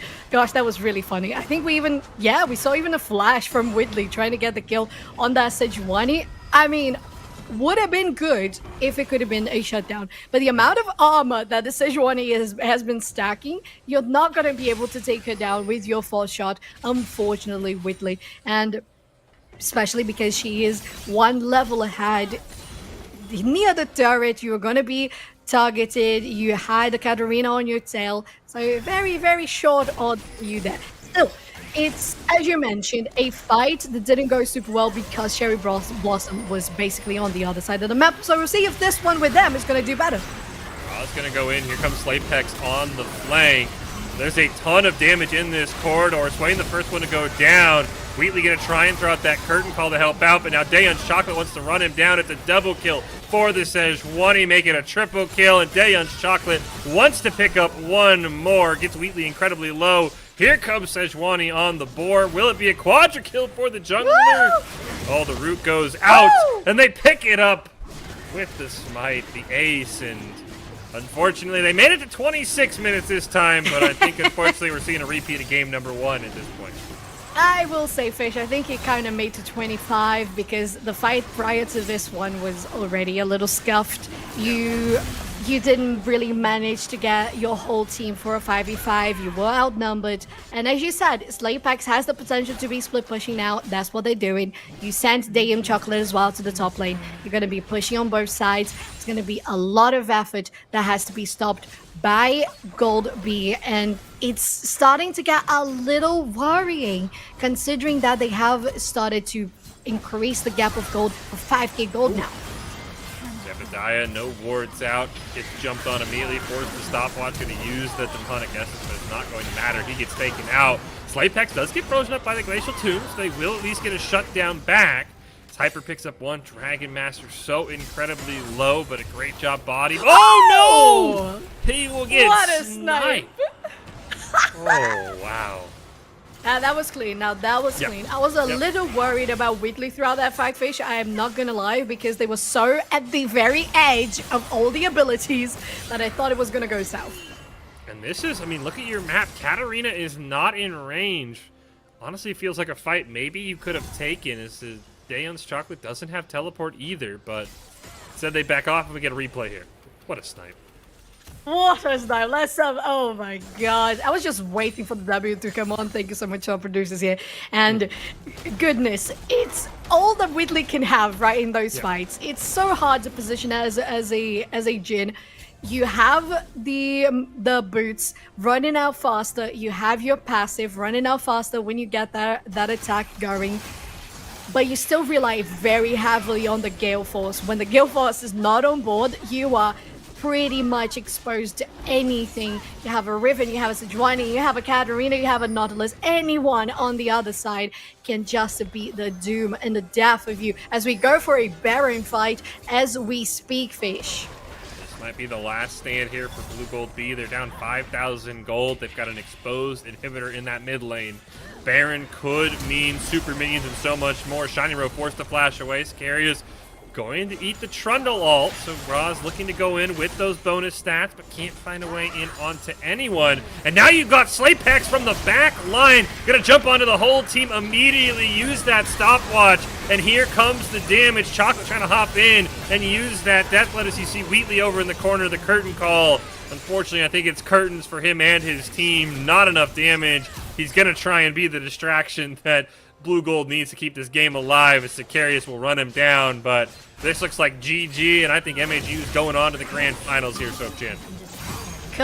Curtain into final applause here for MHU. They have more than 20 seconds on the clock for everyone. The final Requiem that actually takes down people with more than 20% health. And it's going to be the one needed to finish the ace for MHU as they destroy the base of Blugold B and get themselves into the grand finals next week. But not without a fight, I will say, not without a fight. Yeah, big props to Blugold B. Again, we didn't see how their last series with this team went, but when you come in against a team that just beat you, a team that hasn't lost all season, not only in just record, but literally has not dropped the map, and you keep even up with 20 minutes in game one, as you said, 25, 26 minutes in game two. Blugold B deserves a ton of credit for how they played today, but in the end, MHU, as we talked in game one, so they just know when to put the pedal to the metal and basically say, look, we found that one opportunity, that one gap you're going to give us, and they took complete advantage of it. They did, as you would expect from a team that was literally first seed, taking now an impeccable record all throughout the season. On their side, having the advantage that they had just beaten and swept Blugold B 2 weeks ago, and alongside 2 weeks ago, we had a couple of holidays here on NECC, but we're still finally reaching the end of our playoffs. This was the semi-finals with a lovely victory for MHU as we start to maybe think about who's going to be the grand finalist alongside them for Navigators Midwest Division. And Fish, I hear we might have an interview after this. Yeah, it sounds like we're efforting one. We will take a quick break when we come back, though. We hope to meet with somebody from MHU, break us down how exactly they made it to the grand final. So don't go anywhere. We'll be right back just after this.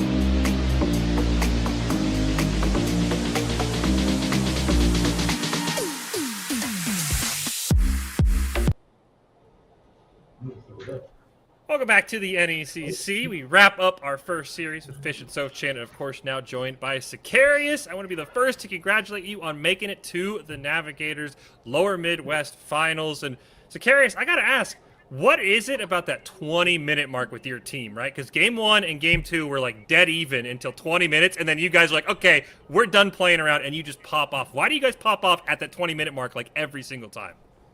I don't know. I think it's just a realization of like we're starting to group. I think that's how we play very well together.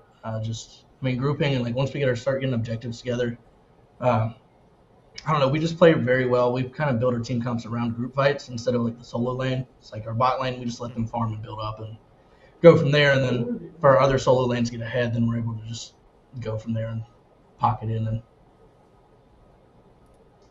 go crazy. Yeah, So. I think that. Oh, thank you, Dan. I think that what I wanted to ask you here is you guys have beaten a season entirely with no games dropped. You maintained the record today. So I want to ask you how you're feeling right now and what are your expectations for next week?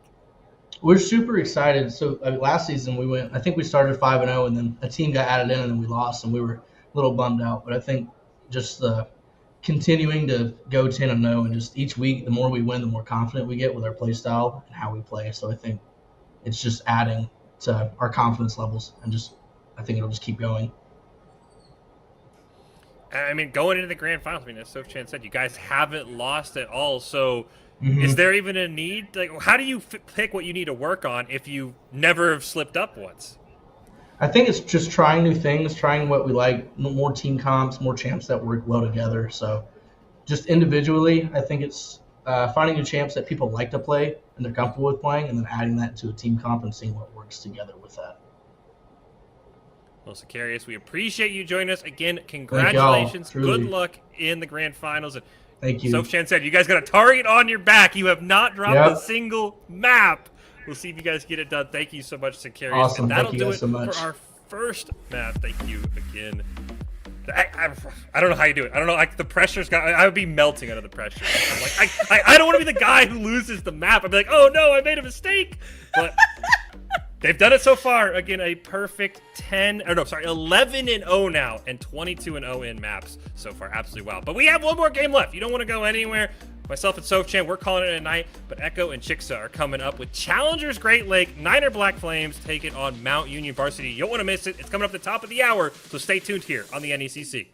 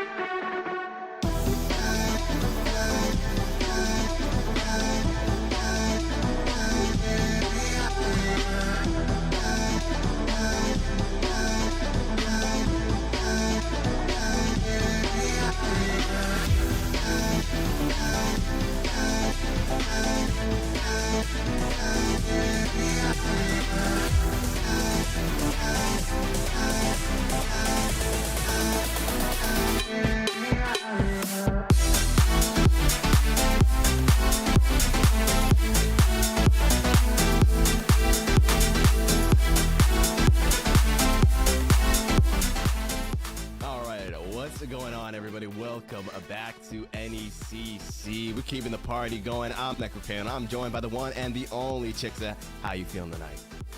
Now, I'm feeling pretty good. It is my first league cast, so it's kind of exciting being all the way here in semifinals. But nonetheless, I'm happy to see that we have a pretty dominant team on one end of the field that might smoke the competition. We don't know. We just saw a pretty good stomp from our last semifinals matchup that was 2-0. That team's undefeated in maps too.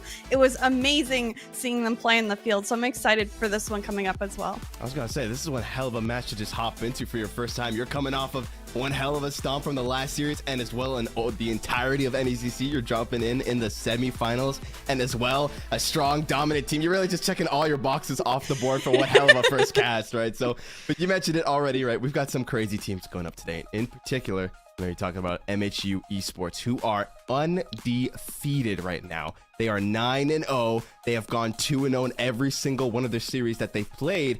Before we talk about more of the team, we need to find out who it is that's actually running these teams. So let's get those rosters up there real quick, as we are going to take a quick look first at, I believe it's Gold, unless my sheet's trolling me.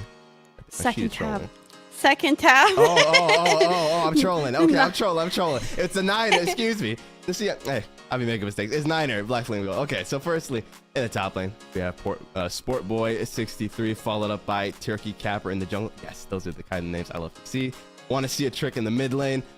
I'm not even going to try with the ADC. I'm going to embarrass myself on cast. I'll find some way to call him. It says Under 12-4. Is it Under 12-4? Okay. I'm going to take your word for it. That's what it says. I'm going to take your word for it. That's what it says. If I get flamed in the Twitch chat, you know who I'm blaming.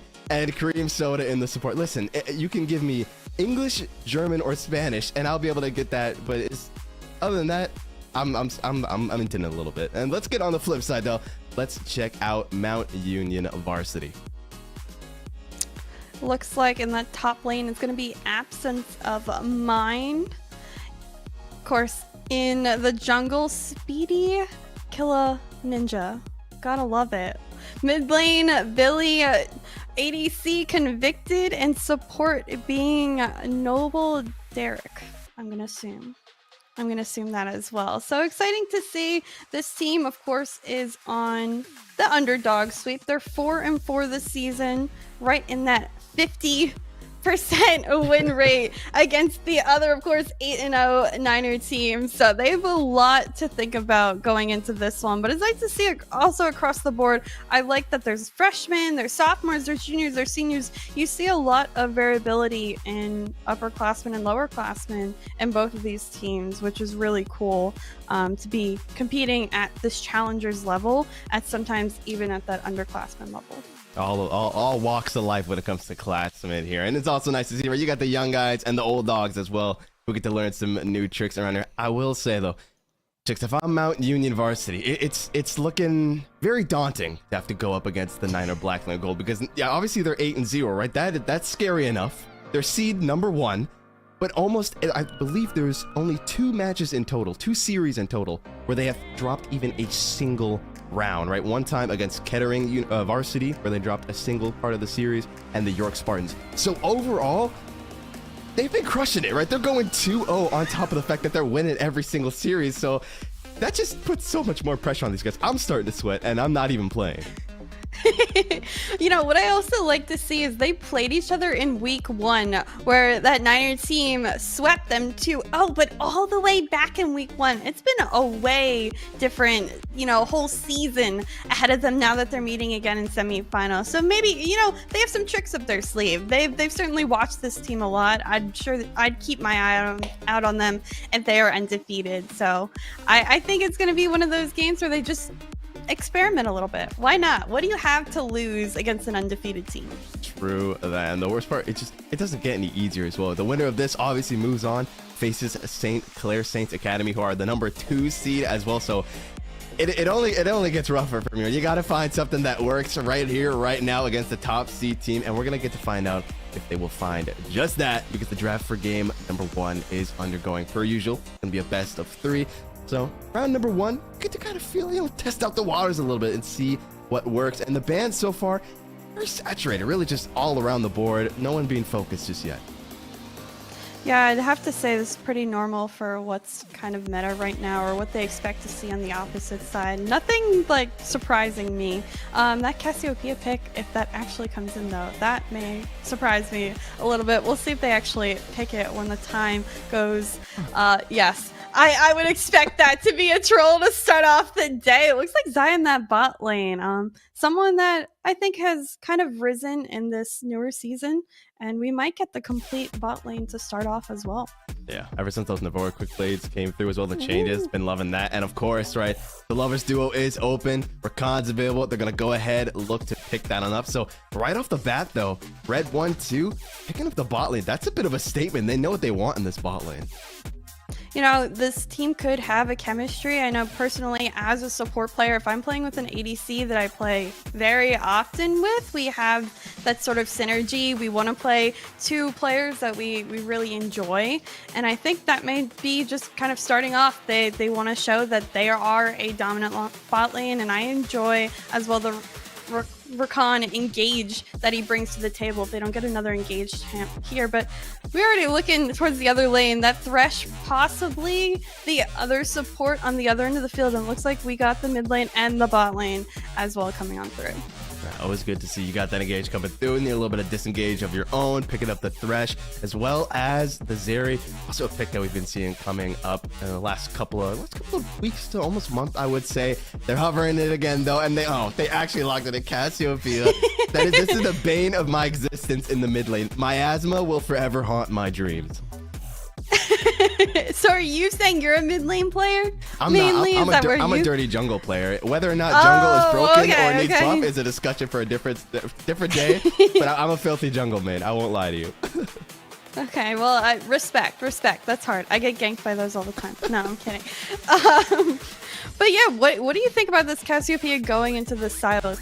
Probably is what I'm expecting. Is that normally a combo we see that are fighting against one another? It's not something I'm used to seeing, at least. I'm definitely not used to seeing that as well. Obviously, if that miasma can be placed correctly, a lot of potential as well to shut down the Abscond and the Duct coming through. And more importantly, you're also kind of handshaking the petrifying gaze. You're kind of saying, listen, you guys get to have it too, right, with the Silas. Let's just make sure that I can fire it off first and stun them before they get to do it to us.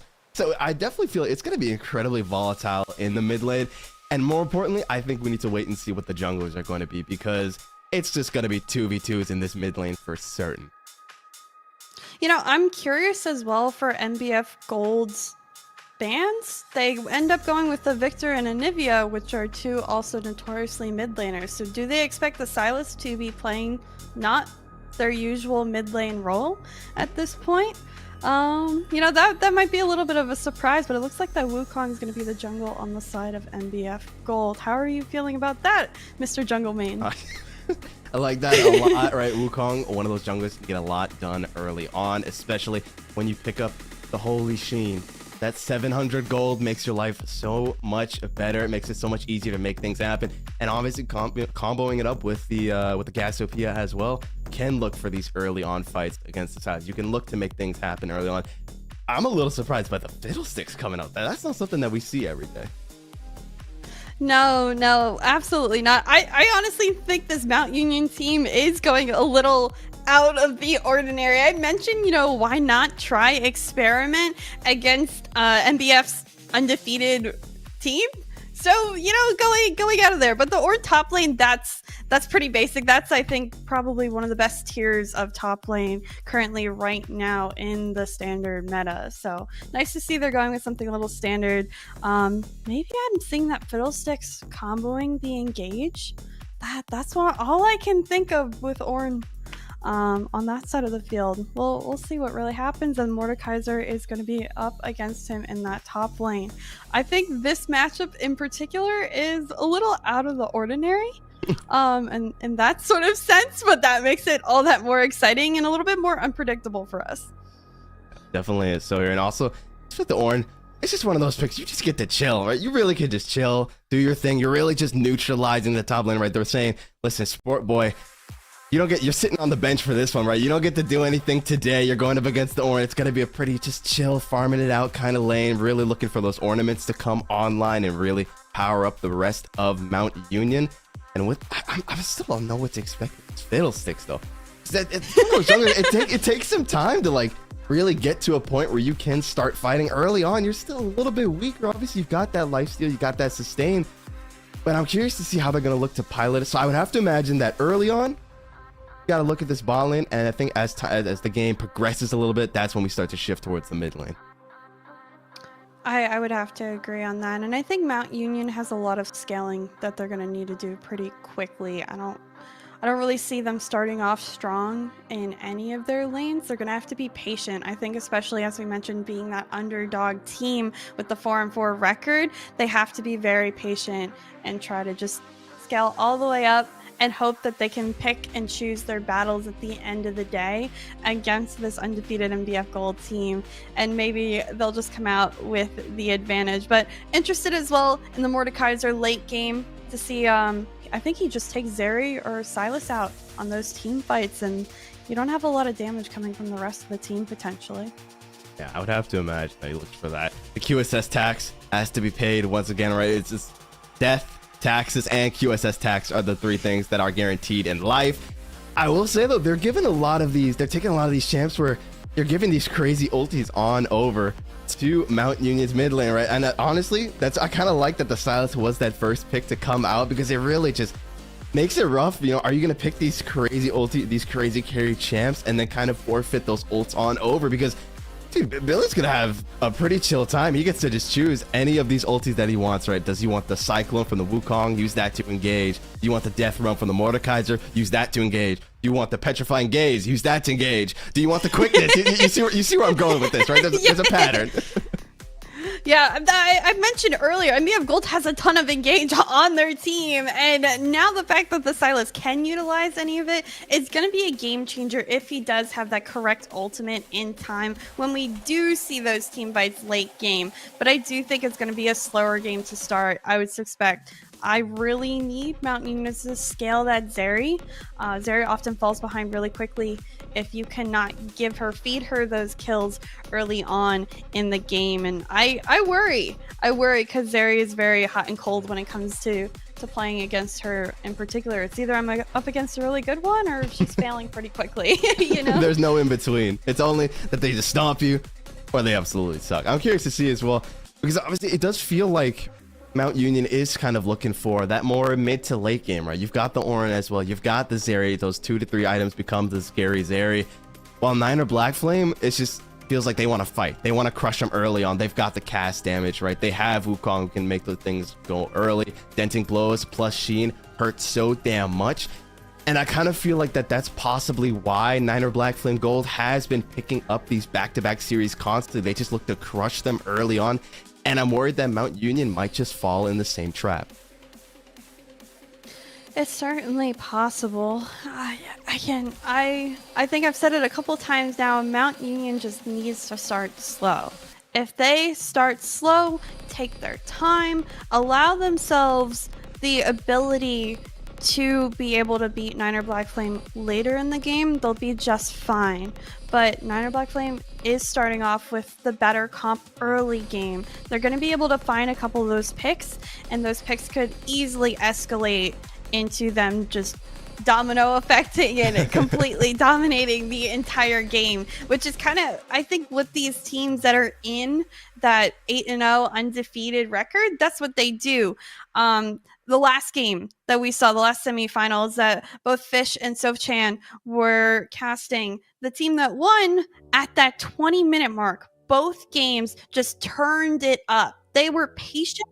They took their battles and then they just blew it through at that 20-minute mark. So I see a similar, probably Niner Black Flame strategy, either picking it up kind of early on, picking and choosing their battles, and getting that early lead, or possibly also engage as well. Looking for that. Let's see if they can do just that. Looks to me like you said, screw that chick. So we're gonna make things happen early on. Why wait when we can get the party started? They were looking for an initial invade, but the ward in bush masterfully placed here, and so they're not gonna find them. Question is, will they look for an engage of their own? They know that it's 4 members, and so they're gonna go for it. Don't quite find the knock for Cream Soda, but they've got them sectioned off. 2 members, and Convicted is lagging a little bit behind. He's able to hop over the wall here. Billy's gonna have to start Abscond Abduct here to try and bail him out, but it does not matter. And just like that, the Niners are grabbing themselves the first to kill. What did I say? Mount Union needed to be patient. I mean, that ward too. What great placement. They saw them the entire time. But, you know, Zeri already starting off behind, which I think is honestly really unfortunate for me. They're waiting as well in this bottom bush to grab it again. We'll see if Thresh will fall, but he won't fall early on. Wow, I am surprised. Chicksa gave you really the sauce. Chicksa gave you the sauce. Just don't die. Don't do anything crazy for the first 20 minutes. And they said, no, watch us. And it's all crumbling down around them. But only 1 kill going over at the end of the day. Obviously, Noble, pretty damn low, had to pop those pots early on as well. So it's going to make it kind of rough to lane in this bot side. But while I appreciate UMU saying, listen, we're not scared of you, we want to make things happen early on, you just don't really have the comp for that. You can't really afford to do that. And we're seeing that play out right now. Is okay. Looking for a little bit of an engagement on the top side. The Brittle Brock did come through, but at the end of the day, Sport Boy will not take that lightly.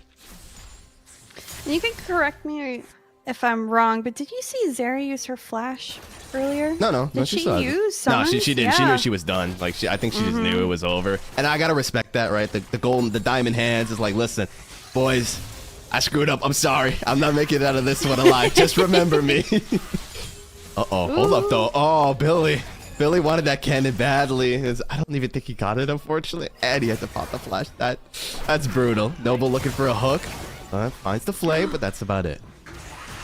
You know, I see a lot of that Zyrakan bot lane engage is going to be very important, and telling how they're already pushing up this lane quickly. They're confident. They're very confident starting off, and we'll see how that plays out later. If Rakan gets caught with a Thresh hook under that turret later on with them so pushed up, I see that being a possible problem. But we'll see as well if this Fiddle can get the gank, but that ward was there, and they'll safely back up into their lane even further. Really good just decision making by that bot lane. They're warding in the right places. Rakan is engaging when he feels he can. this is going to be a strong bot lane, and I'm excited to see them grow as the game goes on. Yeah, and it's so unfortunate as well because that ward had like maybe tops like 5 more seconds on it before it was gonna go down. Just beautifully done, spotting him out just at the right time. They find a hook, but it's just too close to the turret. Actually looking for the re-engage. They're convicted. Gonna hop back over the wall, but ultimately now they've got the wave in a really good position and a lot of low HP bars on the side of UMU. But Turkey Capper, he's waiting in that mid lane, man. I told you, once he gets that level 3, level 4, he's gonna look for something. But I think Billy, he smells that something's up. He doesn't want to step too far forward. Top lane going as top lane normally does. Nice, easy, and slow. I swear, I don't check my map. Top lane enough early game because you don't see too much, especially both with Order Mordekaiser. They're thicker champs. You're not going to see them fall early, even with those ganks. They're playing as neutral as can be. Billy, again, playing very forward, but low on mana. I doubt he will engage much forward, and then bot lane pushing that lane in on the side. Of course, our Black Flame team. They're gonna back. They're probably gonna have gold advantage at this point. They're gonna come back in that lane and engage a little bit soon. Oh, Sport Boy toxic. He's looking to just freeze that wave. Absence knows he has to stay to make sure he can push it out.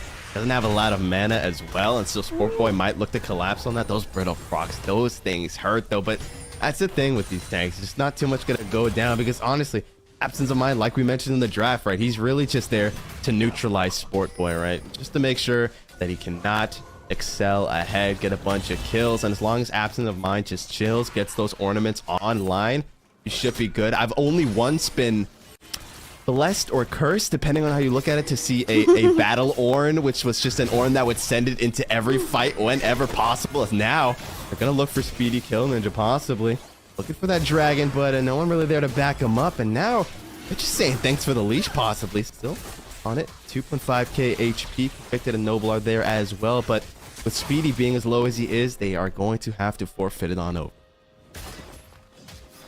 Yeah, I think they definitely leave that drag, and it's unfortunate. I don't like the decision for Speedy Killer Ninja going for that drag early on. I don't think as Fiddlesticks he takes it quick enough. He's not silent enough, especially with the way Rakan's been boarding. And now Convicted's caught off guard. Wukong coming on through, but what a thresh! Able to bring it on through, and actually they're looking to still get possibly a kill on Cream Soda. But with that, he gets away. Yeah, they get away. Good disengage as well as engage on that side. Nicely done. Convicted going to stay alive, able to hop over the wall there. It was an interesting little angle they were looking for. Now that Turkey Capper has that Sheen on a line, is 1-0 as well. He gets a lot more dangerous. Not a lot of members that are going to be able to fight him one-on-one. However, because he has been looking for these ganks, he is slightly behind XP wise. You can see Speedy is level 5, while Turkey Capper only just now hit it. So Speedy will have that ultimate before you see the Cyclone come out. Maybe you can make something happen. They're actually ahead in farm compared to the Xayah. I'm curious to see if she will hit 6 as well first to potentially give this very pushed up wave. But the trades come on through. Absence of Mind. Still doing well against this one-on-one, and Sport Boy, I don't know if he'll win it. Ooh, Death Realm. Flash does come out, though. Absence of Mind not quite close up to the turret, and he knows it. No, Absence, just survive. Just survive. No, he's going to go down. Sport Boy says, you're not going anywhere. It was so close to the turret. But at the end of the day, Sport Boy collects. You can buy as many cloaks as you want. You can get as much magic resist as you please. It will not be enough. It's so unfortunate that ult really restricts your movement. You know, good on Thresh as well as staying far enough away from Zeri that she gets as much damage onto that turret early as possible. I think they managed to get 2 plates, which Zeri definitely building in that gold. They're actually waiting patiently. Crowstorm's available. Ninja. Yep, Crowstorm. Waiting. Up and available. Lightning Crash gonna get dropped down. Undo Trois is gonna get ignited as well. Free firing on top of him. The flash, double flash gonna come out to make sure they don't get hit by the hook. Was a dangerous situation, but disengaged nicely. And now, oh, Speedy's just gonna wait. He's mad. He wants some kills. He wants some gold. So they're going for the Long Kong gank. But Turkey Capper, he knows that something's up. Angel Toss pretty low. Crowstorm comes forward, gets cleansed, but it's not going to be enough. Connected, picks up one. Free firing, looking for two. Cyclone on top of him, looking for the denting. Blows, and Convicted is going to get put into the dirt, and they will ultimately go 1 for 1. Both ADCs falling. Wow, I can't believe that ended up being even in that bot lane. Almost a possible way for them to grab another person, but yeah, it's a great engage again by Fiddle. They take out the Xayah right away. They leave the Wukong too thick to end up finishing it, but there was so much potential there. I think it's a little bit better. Absence of Mind, Yeah, pulling the ultimate petrifying here. gaze. Everybody it's here. a 3-man flash over the wall. Want to see a trick, is trying to show him something, but Billy is gonna follow him up, taking him down. It only took 3 members, but they finally got him. And the fact is they're only down by 1 kill now because of it. Taking their time, Mount Union falling in that first blood due to that early invade going not the right way. And it's a close game. I think a close enough game that Mount Union is doing just fine in their situation. It's really, really good on the side of Mount Union for stepping back, taking that step back after losing Convicted early on, and doing their best to, again, give Convicted as much gold as possible by farming in that bot lane. So they're feeling so good that they opted to start up the Herald. Nice to see Speedy realize this is a team game. He needs his boys there if he wants to get these objectives. So he had some backup, able to secure it, and now they'll be able to drop that Herald down where they please have to. Imagine probably goes on over either to Billy in the mid lane or Convicted in the bot lane. Absence is probably just saying, listen, dog, I'm just chilling. Don't worry about me, man. Just keep doing things on the rest of the map here, because that's all they've really been doing, despite Sport Boy getting that first kill. Really has only been able to cash in a single play. The dragon looks to be popping fairly soon. Really good wards by Rakan in that bot lane. Cassiopeia also slowly finding her way in between both of her lanes, the mid lane and the bot lane, but she'll go back to hers. Actually looks to ward ahead. Billy still a little bit behind on the farm. Granted, he has that kill to make up for it on that side of the field, so it's very even Steven. More than I would have expected it to be, and looks like we didn't notice, but Fiddle got rift early on, and he will use it to the advantage in that mid lane. Yeah, no, that's what I was saying. He realized he needed his team, right? He asked for some assistance, and he had Absence of Mind as well as Billy come over. They helped him out. They grabbed themselves the Herald. They did look to drop it for this mid lane. Nothing really. A bit of a flop Herald, unfortunately. Turkey Capper knew what was going down, right? Usually you drop that Herald, buy yourself some time to get that dragon started up, but they are not going to be able to find that. And now instead, looking like Gold are going to be the ones that are actually moving on to the drag, and UMU knows there's not too much that they can really do. They've got eyes on it.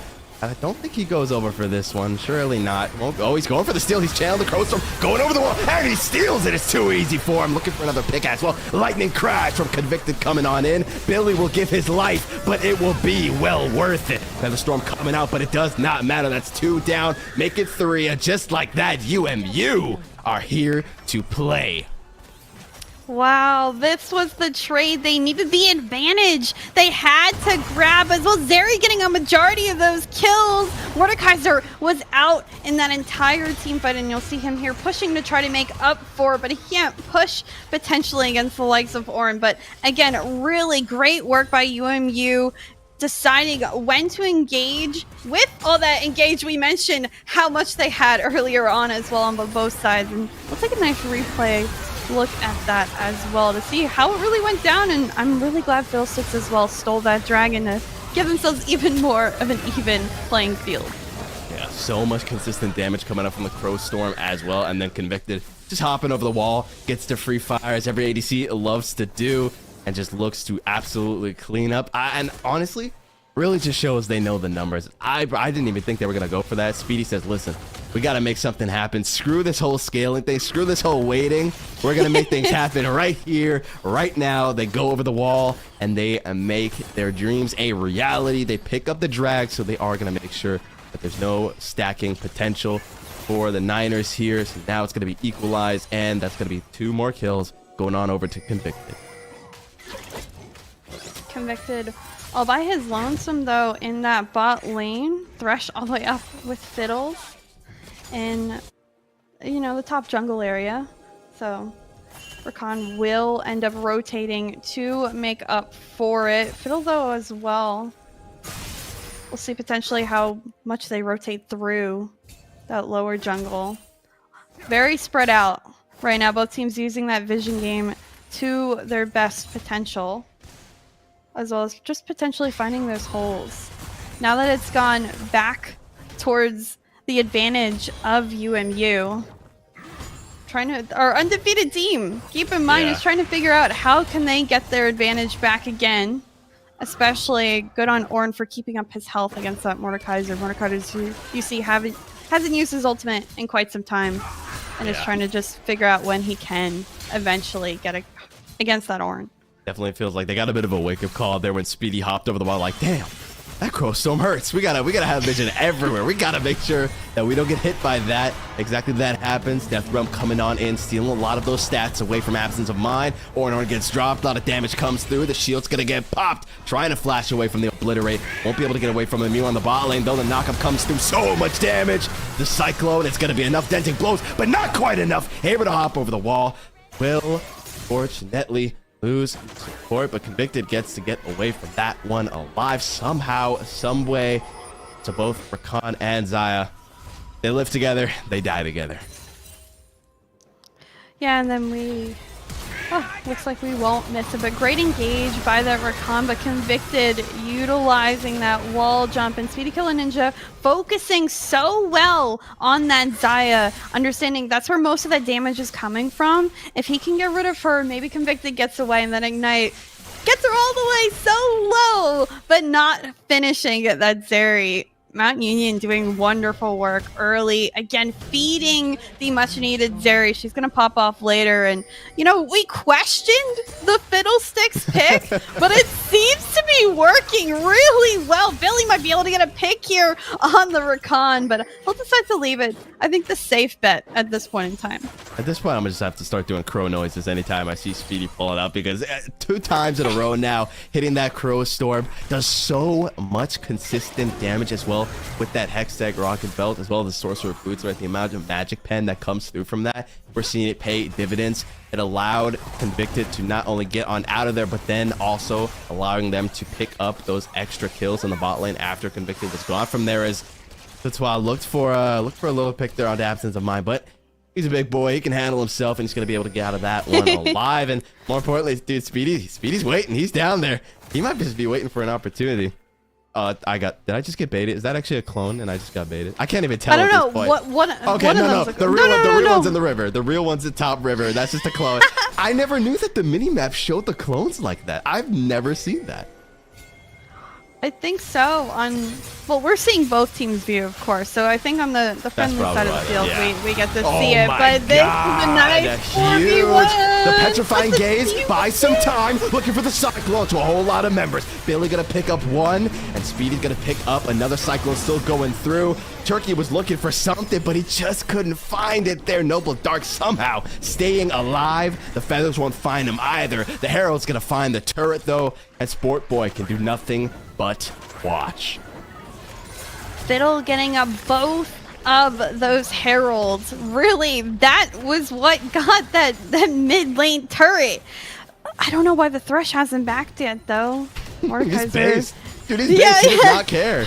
No, I'm so worried for him. Oh, it's looking dangerous. It's looking dangerous. Ooh, okay, throwing the lantern over so they've got vision on him. I respect that. That is the most Giga Chad Thresh I've ever seen in my life. Noble, dude, Noble. Okay, no, you have to let that turret go. I respect the dedication, but you're just not that guy right now. You don't have the HP, and so that turret will go down. They will trade another drag for their mid-tier 1.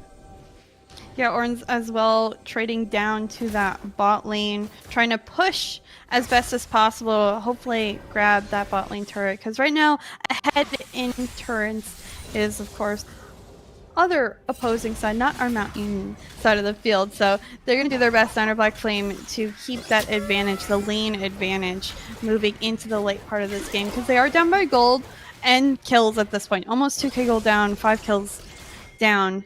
They need to figure out where can they push the advantage, and at this point, getting those extra turrets is the extra room and space to work with on the field to maybe grab a pick a little bit later on. Definitely so. And the crazy part is, well, other than Wanna See a Trick on this cast, for the most part, things are just going to get rougher for the Niners the later the game goes, right? Zeri's just going to keep on scaling up. With those ornaments, I don't think even a single one has come through yet. So once those start coming on a line as well, it's just going to give so much more damage. Billy, going to be looking for a little bit of a something here, but got to be careful. God Lantern going to make sure he gets on out of there. That's going to be another tier 1 out of the count. Sport Boy going to be doing the same thing in this bot side. But overall, UMU doing a great job so far. If I took away the nameplates and you asked me to tell you which side is the undefeated side, I'd probably tell you it would be blue side. Yeah, UMU managing so well. And keep in mind, they were down by that Zeri early on in the invade that went wrong. Keep in mind, it was like an opposite invade. But they are still able to feed the Zeri. I mean, she's up right now 2 items to 1. Keep in mind with that Runan. So it's really allowing her to help in every way possible in every single team fight, and they've done well as well with those team fight advantages, or even just finding ways to get out. How often have we seen Convicted and as well Noble Derek both get out on a sliver of HP to keep themselves alive, keep them in advantage instead of falling? Those shutdowns, though, they're going to start piling up, but I'm waiting for our Niner Black Flame team to find a piece of that later on. Yeah, starting to feel like that might just be Convicted and Noble's thing, to just get out with like 1 HP just barely somehow. And I mean, the amount of mental fortitude it takes as well, like after that initial invade goes wrong, so look, you man, you're getting spam pinged, it's over. You're already getting people saying go next, go 15. But overall, they've been doing a great job. Noble, gotta be careful though, dropping the box as well. A lot of damage. Crowstorm getting dropped as well. They're gonna look for Turkey Capper first, flash it on over the wall. Billy in hot pursuit, won't quite find him. Absence of mind, keeping Sport Boy off of their tail. Oh, Speedy, gotta be careful though.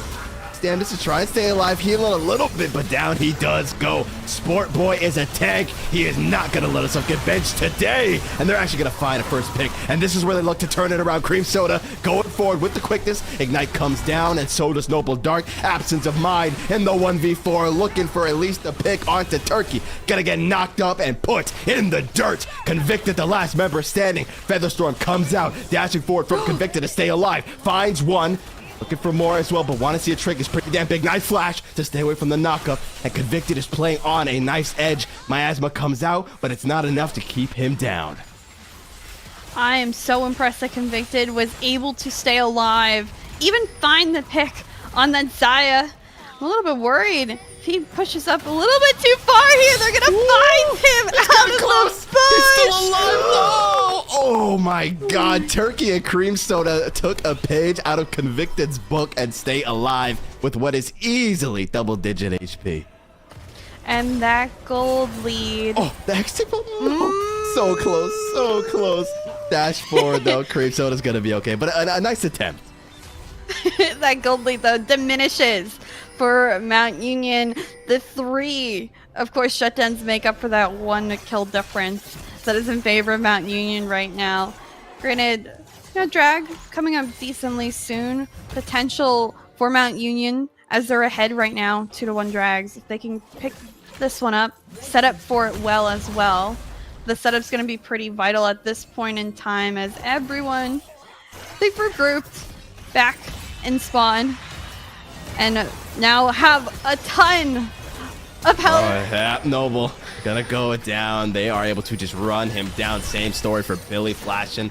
Gonna try and get away from that one. Convicted with Ultra Shock Laser, trying to buy some time, but Sport Boy is in hot pursuit as the Rye lies as well, but the fear is gonna come out from Speedy. And it definitely just feels like we're seeing right now how reliant UMU is on having that Crowstorm to be their initial engage, right? In that last fight was blown pretty early on to try and just take out Sport Boy and Turkey Capper, and when the rest of the team pulled up, that wasn't much that UMU can do. And in this fight as well, couldn't find a good angle to utilize it, and so they have to just give the Dragon over. Yeah.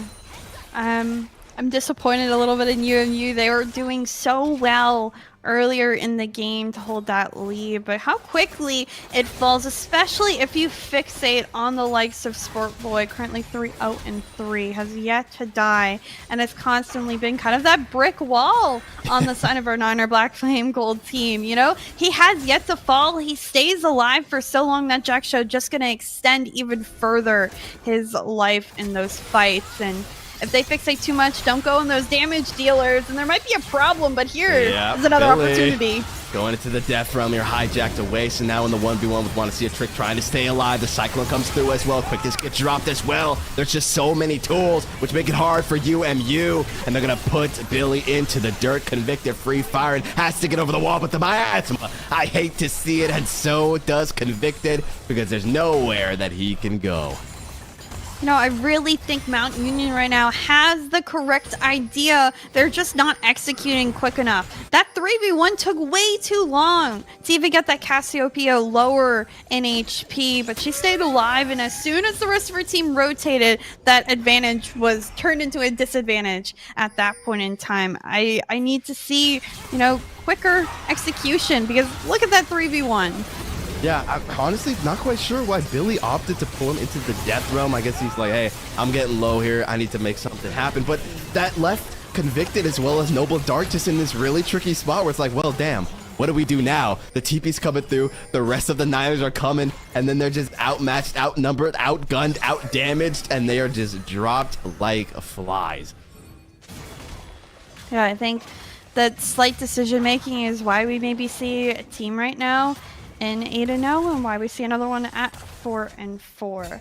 So hopefully we can see moving on forward a little bit more utilization of those advantages, but Sportborn might just find the 101. A lot of damage coming. He should be okay. Okay, yeah, nicely done. Making sure he goes unstoppable. Won't be pulled back by the Nether Grasp there. I gotta say though, I would like to see either from Billy or Speedy a Shadow Flame coming out, because the amount of shielding that's coming out here from the Niners, right? You've got Sports built-in shield. You've got the Seraph's Embrace coming out from Wanna See a Trick. You've got the shield from Rakan as well. Would be great to see them have more tools to kind of chew through it, because that's also why it took them so long to take out Wanna See a Trick in that top side. You got to take away all that HP that he's already getting from the Roa, from the Seraphs, from the Rylai's, and then on top of that is the shield that comes out as well, and the heal from Conqueror. I mean, you're absolutely right in that. There, again, little minute things that I hope they pick up moving on forward, but those decisions very much make a huge difference when it comes to these fights later on. Let's see, do we get potentially an early Baron fight here? It seems like everyone is certainly moving towards that upper portion of the map, and you know, huge shout out to Rakan, who's been doing wonderful on those wards himself, you know, getting rid of a lot of them, and that zombie ward helping extend that vision a little bit further on this side of Niner Black Flame. But moving forward on, they're sitting in good position. Right now, this game is still very much close, so don't doubt any team right now for just swaying the odds in their favor a little bit. Yeah, it's not over till it's over, and Speedy just needs to find one angle, but this might not be the one. Petrifying Gaze, Convicted, slowed down, and gets put down as well. There we go, the Crow Storm does come through, a lot of damage, but without Convicted, they don't have all the damage that they're looking for here. Absence of Mind gonna give his life, and now Speedy's in a tricky spot, finds a double, but that's about all he's gonna get. He's healing so much, but the Seraph's Embrace comes through once again and makes sure that Wanna See a Trick will not go down, and now, surely they're just going to look for this Baron. They have the consistent damage that comes out from the gas, and with only Billy being the last member standing, I don't think he's going to be able to look for a steal there, and he knows it. No, the nice part about Baron too, I think the underlooked other than the buff is the gold. That's going to swing the gold favor even more on the side of Niner Black Flame Gold. Now ahead by almost 4,000, 3 shutdowns as well, and I don't see them going anytime soon. Yeah, I mean, look at that Convicted. Literally nothing he can do to Miasma. Make sure he can't run over the wall there. And then we see that damage coming out, but you need that 1-2 combo, right? You need Convicted and Speedy, and they just didn't have that, unfortunately. You saw Billy was like, I'm coming. Never mind, I'm not coming, because I'm not making it out of that one alive. It would have been a one-way trip, and he knew it. Speedy was probably like, listen, I'm not making it out of here. I'm going to do as much damage as I can. Just remember me in your dreams. They'll say the same thing to this third dragon that's going on down to the Niners. They are on Soul Point now. They have Baron. It definitely feels like they are just turning everything around for themselves.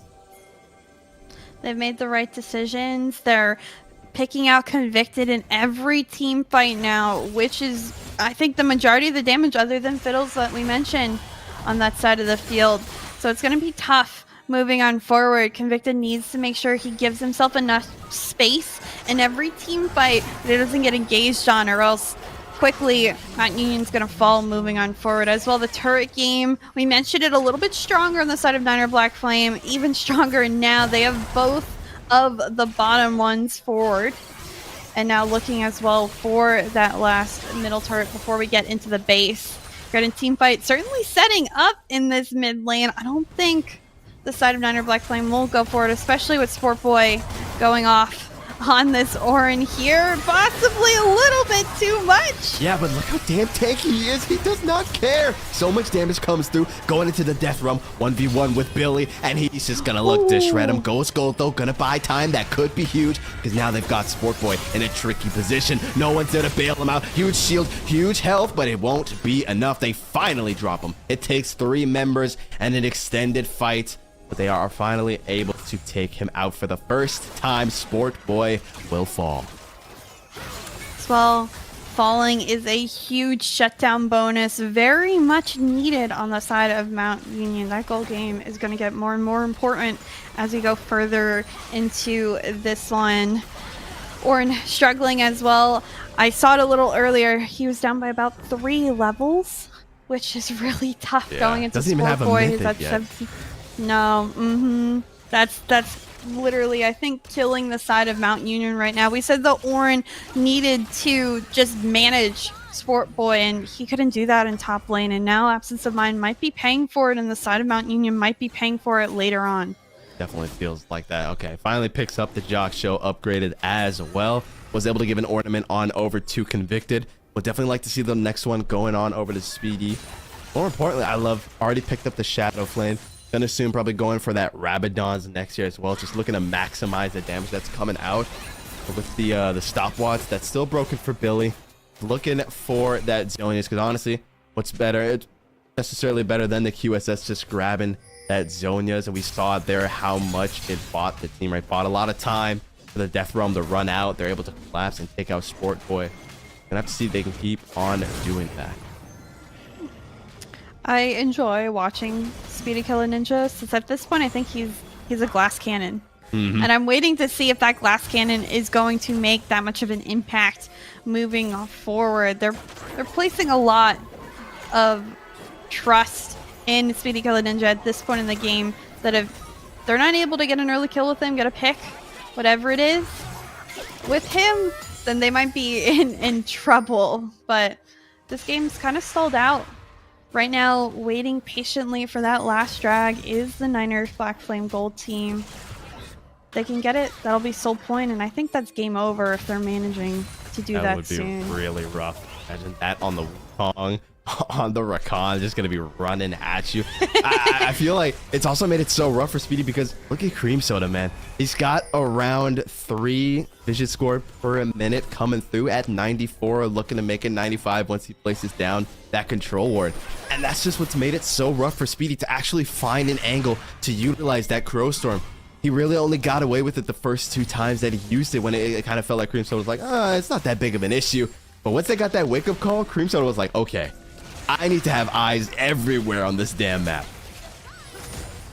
Sport Boy as well, hitting that level 18. He is maximum at this point in all his levels.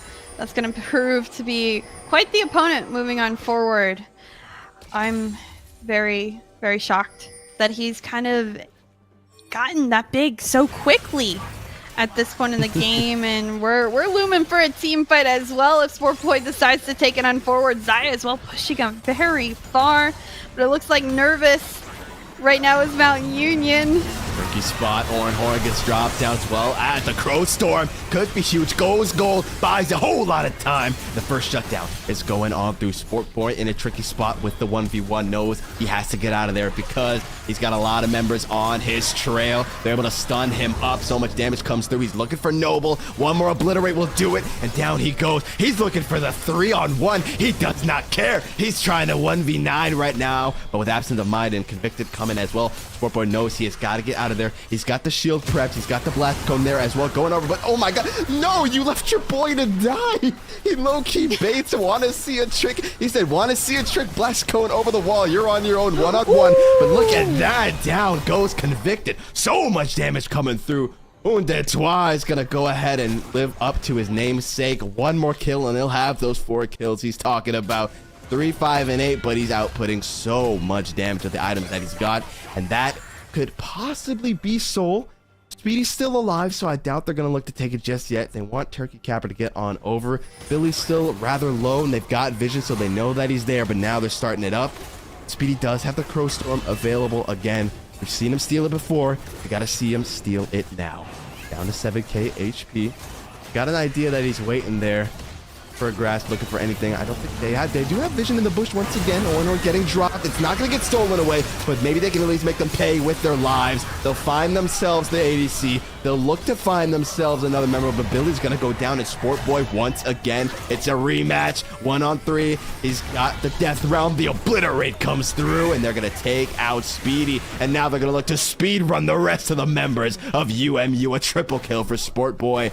Absence of Mind is running. Convicted's on his way as well. They will stay alive, but that's going to be a Soul as well as a Baron for the Niners.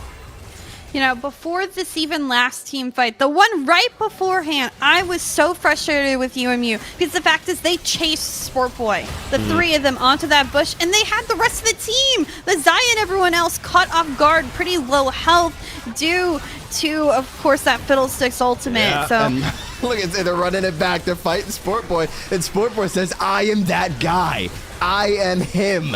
You will not take me down." He is him. He is the man on the rift right now. The Baron's gonna go on down, and they have got Absence of Mind in a terrible spot. Absence of Mind, more like absence of HP. Down he goes, Convicted in the 1v1 with Undead Twa. Goes gold, but where you going when it's over? That's right into the dirt. A double kill for Sportboy. He is not getting benched today. I think just the small decisions that UMU has made in those team fights have been so detrimental to them. Again, you can't chase Sportboy. At this point in time, you need to leave him last, unfortunately, and go for the rest of the team that is way more lethal when it comes to that damage. And Sportboy is just he's gonna be there. You're gonna have to, at this point, he's been winning those 3v1s, I gotta say. Yep, the final assault begins. Crow Storm gets dropped down. A lot of HP comes through, but it just doesn't matter. Undead Twa is free firing in on him while Sportboy tanks it all up. They knock up Billy and take him down. Working on the last turret. Turkey Capper does not even go down. The Nexus is exposed. Absence of Mind trying to put up the resistance, but it is all futile as the first round goes to the Niners. Mount Union. You had the potential. You had the early game lead. You were feeding Convicted. And then that one drag fight that we saw, that 4-kill that got the game back on the Niner Black Flame team. They tied it up, and from there, they just went with it. They won almost every team fight. I think they really dominated every team fight that they managed. They rotated well, and Rakan had such phenomenal vision that they could always predict what that Mount Union side was doing. Yeah, I think we have to really give some respect to the Niners support, right? Easily probably had 100+ vision score at the end of the game, but it was so incredibly crucial, right? Even early on, it's what saved them from being 3-manned in that bot lane, and it just kept on coming. It made it super hard for Speedy to find any sort of Crow Storm angles, right? We saw it those first couple of minutes. He kept finding those angles over and over, was able to steal the drag, was able to turn team fights in their favor. But the moment that Cream Soda said, boom, this is called a ward, I've placed it in your jungle, it's like, what's he gonna do? They know when he's coming. They could see him coming out of fountain. It felt like they knew where Speedy was at all times, and they played around it incredibly beautiful. But ironically, it feels like the team that we expected to excel early on lost the early game, and the team that we expected to wait until the late game lost the late game. So I don't know what's going on here. I mean, the only thing I know is that Mordekaiser's being banned next game. No way is he staying there. If he is, then I would be shocked, because no way do I want to verse him in that top lane again. I mean, that was, I think, the most differenced lane of the entire phase. You know, Cassiopeia went, I think, a little bit early against the Sylas, but at the end of the day, it was just that top Mordekaiser that got better and better and better. Convicted was, in fact, winning for Mount Union in that bot lane for a little bit of time when it came down to it. And we saw the Fiddlesticks had the level advantage early on as well. So it came to top lane being that huge benefactor on the side of Black Flame. Yeah, it was a bit of a Sport Boy 63 gap. Gotta say it how it is, right? You send the Ornn to the top lane to try and neutralize him, and Sport Boy says, I can't be neutralized, dog. I am that guy. And he excels in that lane as well, and then translate that into just winning every single team fight. The 1v3s, 1v4s coming out where he's buying so much time for the rest of his team to just free fire and do whatever the hell it is that they want was so crucial for the Niners' success overall. All the parts work together perfectly, and we'll have to see whether or not Mount Union Varsity can look to make the comeback. It's a best of 3, so now they have to win 2 games back to back, but their dream is still alive. We're going to throw it to a quick break, and then when we're back, we will get into the draft for game number 2. We'll be right back.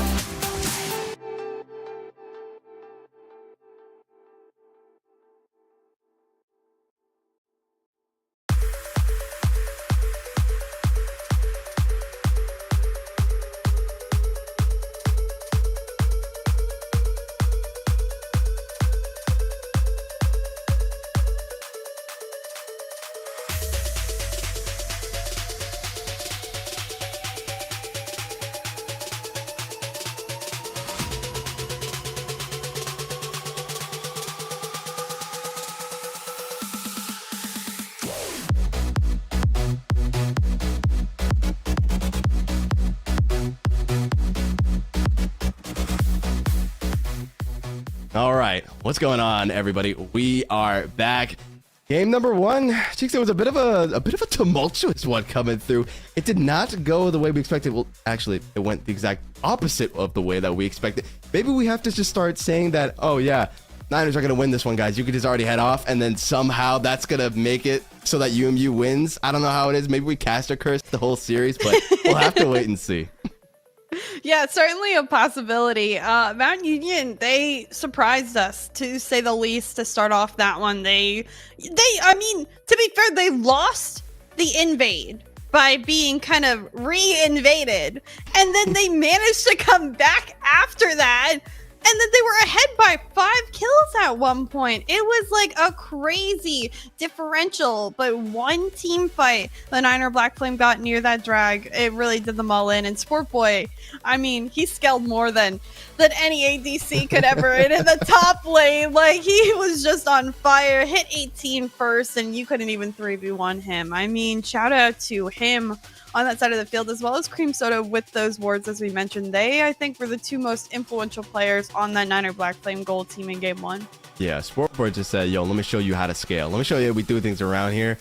And they just, I mean, they absolutely, they crushed them. But it wasn't all bad, because UMU, they definitely, there were some good signs. There were some good showings, I gotta say. Even if it didn't quite work out for them early on, you gotta respect the early aggression coming through. You gotta respect that you're in the semifinals, you're going up against an undefeated team, and you still say, screw it, we're invading level 1. Niners saw it coming. They had the word. They're like, you fools, you don't know what you've just done to yourselves, right? And they just absolutely, they grabbed themselves the first blood, and they were looking good. But it wasn't doom and gloom, and it wasn't necessarily a stomp like some might have expected when you just kind of say on paper, hey, you've got a team that's 4-4 going up against a team that's 8-0, barely ever even drops a single game within their series. There were still some good showings, but now the question really just is, does UNU have what it takes to get back into this thing? Because the draft for game number 2 has started, and already the Niners are giving some respect on over the Fiddlesticks. The first thing that they take off the table, they did not like what they saw from that Fiddlestick.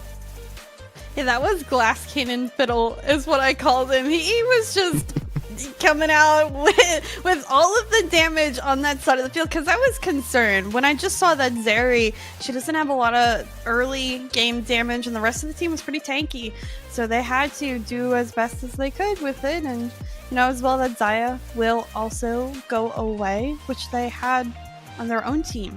So, you know, getting rid of and instead going possibly with the Jinx to start instead on the Niners side of the field. So yeah, that'll be pretty exciting if we do see that Jinx, and she is quote unquote, I think, the highest bottom win rate right now on that side. Yeah, they will go with that ADC, and if it teleport ghost stays, which it may stay, who knows? No. There's no way. It's because the Sports Boy is the one who locked it in. That's probably yeah. I mean, hey, I'd be Dark funny. Tech? It'll be Dark funny. Tech? It'll be funny. You know, you never know. You never know. Sometimes it's funny, but it won't happen. I know. Yeah, it would be awesome to see some spooky Dark Tech coming out, but it's probably gonna get swapped on over. But we are seeing this sort of pattern coming out from the Niners. They really love their bot lane. They're always making sure they're grabbing whatever it is that they want. It was interesting to see that Zaya coming out as well. They were like, listen, if we don't get it, y'all don't get to have it either. They banned that away. A lot of jungle focus came through, rightfully so. Speedy showed that he is a bit of an opponent, and you have to keep your eyes on him, right? They got rid of the Fiddle, they got rid of the Zac. On the flip side, though, Mount Union grabbing themselves the J4 as well as the Ezreal. So this bot lane, they're like these bot lanes. Do you really think that is the bot lane combo with the J4? Yeah, is that the jungle? No. I'm not saying the J4 is gonna bot. I was just saying the Ezreal. I mean, I've seen some pretty weird things in bot lane, but we are in challengers. You know, when you're climbing through like the bronze, the silver, the gold, you will see just about anything in bot lane. It gets kind of rough. But the Thresh will instead go to the Niners. The Niners side of the field this time. So swip swapping, they decided to take that. That Thresh was pretty exciting to watch on Mount Union side of the field last game. He got some really good lanterns through.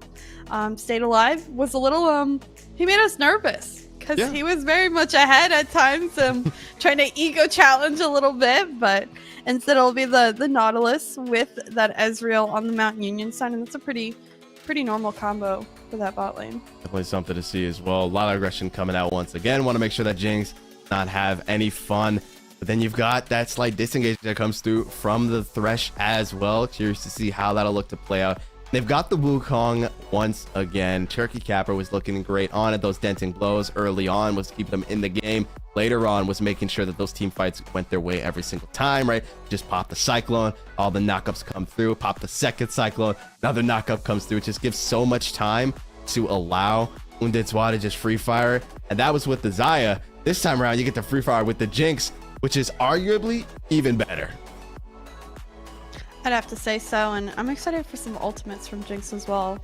I like the picks if there's somebody low on health and they're able to snipe from a pretty long distance sometimes. So those are always fun to kind of watch across the map. You know what I mean? Yeah, exactly. Just like flying, just like those as well as the objective steal. Since obviously recently they did end up buffing her rocket right now, so the max damage it does to those jungle camps 1,200 puts it on the same level as a fully upgraded smite, which does mean you can look for those objective steals. They're rare, but they do happen. Maybe we get to see something happen. We'll have to wait and see, though. Only time will tell as we get to the rest of the bans here. Mount Union taking the Gwen as well as the Sylas off the board. They're realizing, yo, we don't want them to have any of our ultimates. Let's make sure we just get that on out of there. We don't want to see that coming through. And on the flip side, Niners are just running it back. They're like, listen, everything went pretty well. They went as we expected. Let's just make sure they don't get the Nivea, that they don't get the Victor, and we'll be just fine. Ooh, top lane for Convicted. No Mordekaiser ban. How did I not notice? They're gonna let it slip on through? Is Sport Boy gonna go 2 for 2 with Mordekaiser? I mean, they're certainly hovering it. I mean, but is it they locked into in Malphite?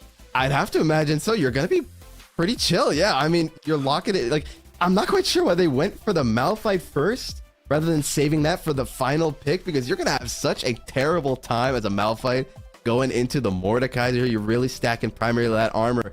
Mordekaiser says, thanks a lot. You just gave me the free lane to come through. And more importantly, matchup aside, it's just Sport Boy's Mordekaiser. It just looks disgusting. Like, how are you going to give that over after what he just did to you in game number 1? That's going to be something we have to keep our eyes on. I'd have to imagine we're going to see a lot more focus onto taking Sport Boy out early on in the early game, rather than just, stepping aside and saying, listen, absence of mind, just neutralize them. They're going to say, no, we got to put this guy in the dirt early on, make his life a living hell. Otherwise, he's going to be 1v3ing us again around like minute 15. Yeah, so 3 of the 5 champs that we saw in game 1 on the Niners side, again, it's the Cassiopeia, the Mordekaiser, and the Wukong. They all stay. It's kind of, don't fix what isn't broken. The only thing they change, of course, is that bot lane, which they banned out the Xayah themselves. That Jinx Thresh, just as deadly. And on the other end of the field, we see a completely different roster. But expected, of course. You don't win, you want to change it up again. That Ezreal is going to be, I think, really good to play off against the Jinx and the Thresh. And as for the other lanes, we'll see what takes advantage. I'm excited to see Speedy Killer Ninja in a different type of champion. Not the Glass Cannon Fiddle, instead it's J4, which is a completely different play style in that sense. Yeah, and I feel like that's something that we kind of expected to come out from game number 1, right? Something where you have that agency early on. That J4, you can do some monstrous things with just a level 2 already. The flag and drag, the knockup you get from that, followed up with the amount of CC that comes through from the Nautilus.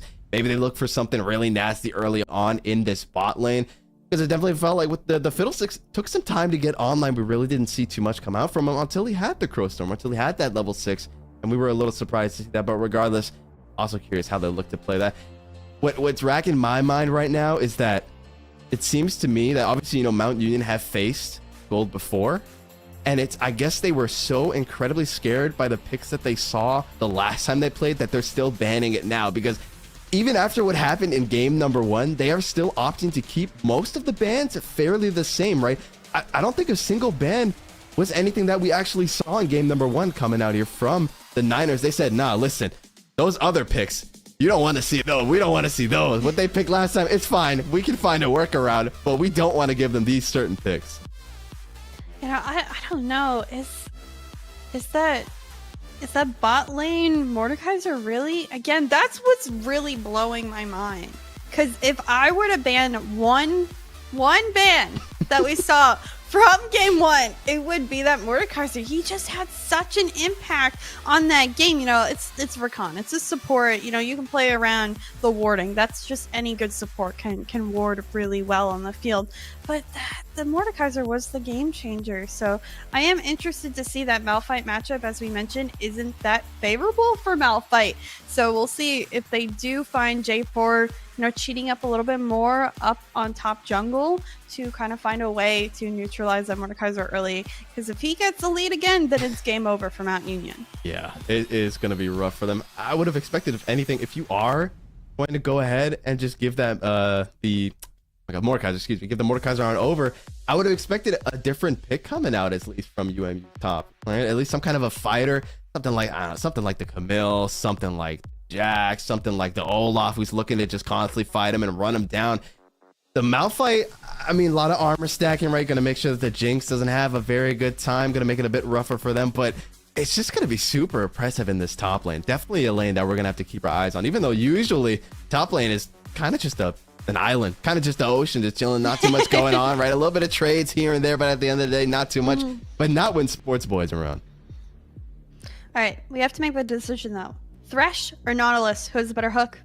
Ooh, easily not. I mean, the hitbox is just busted. It's insane. You can, most of those hooks aren't even gonna look like they hit. You pull them in, then you get a free stun on top of that as well.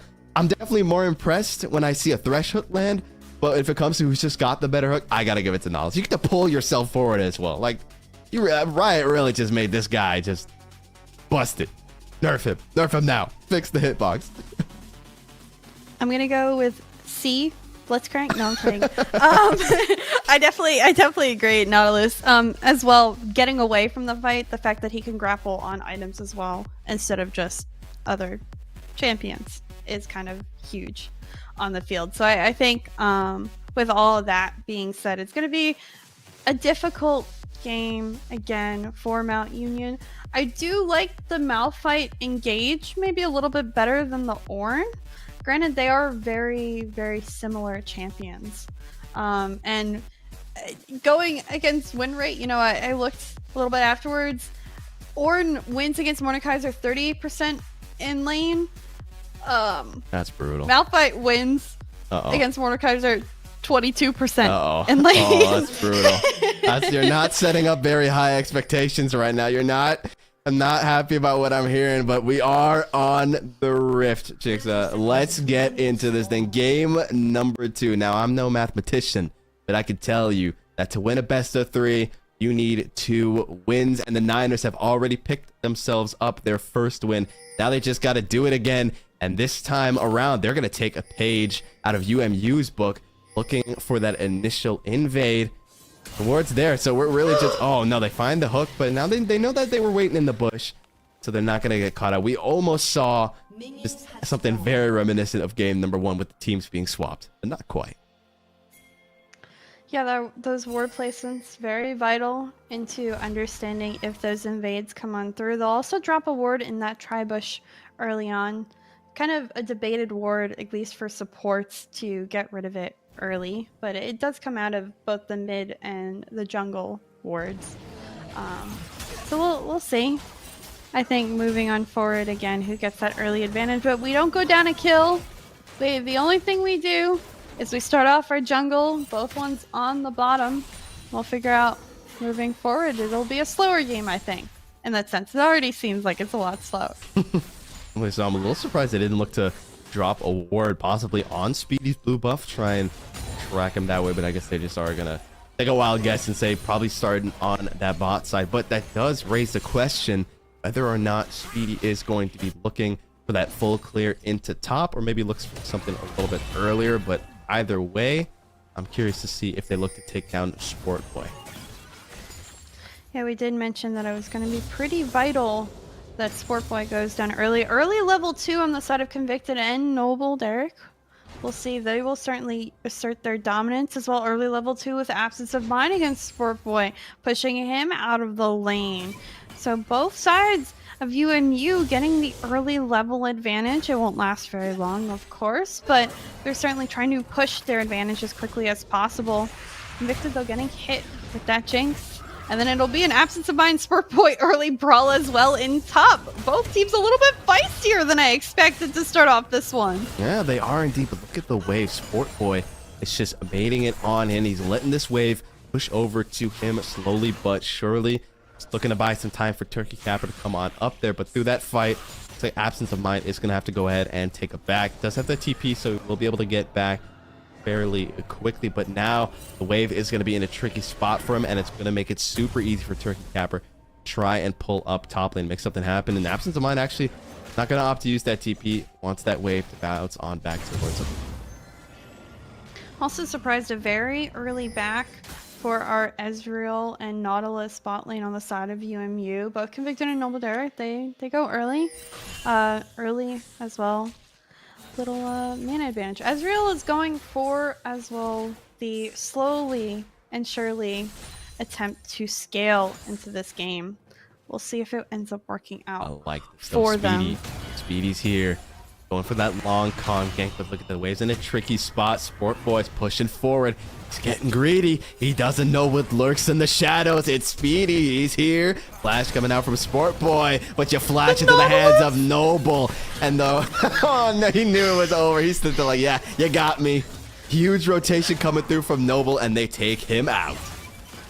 I'm just saying that Nautilus also as well. They made sure Sport Boy would be the first blood. They 1000% brought everybody to the house so he was not getting away. They're like, if we're gonna hit somebody up, it's gonna be Sport Boy. And it's a really, again, great setup, great patience by Speedy Killer Ninja to not gank him really early on.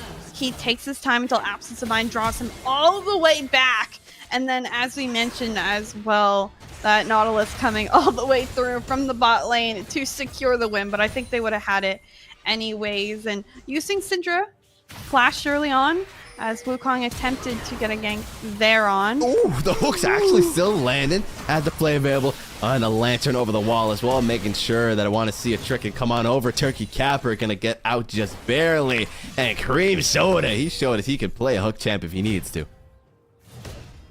Yeah, deciding that instead of playing the Recon Engage, we'll take a page out of UMU's book, grab the Thresh, decides it's a good idea, and I think he has utilized it well to start off.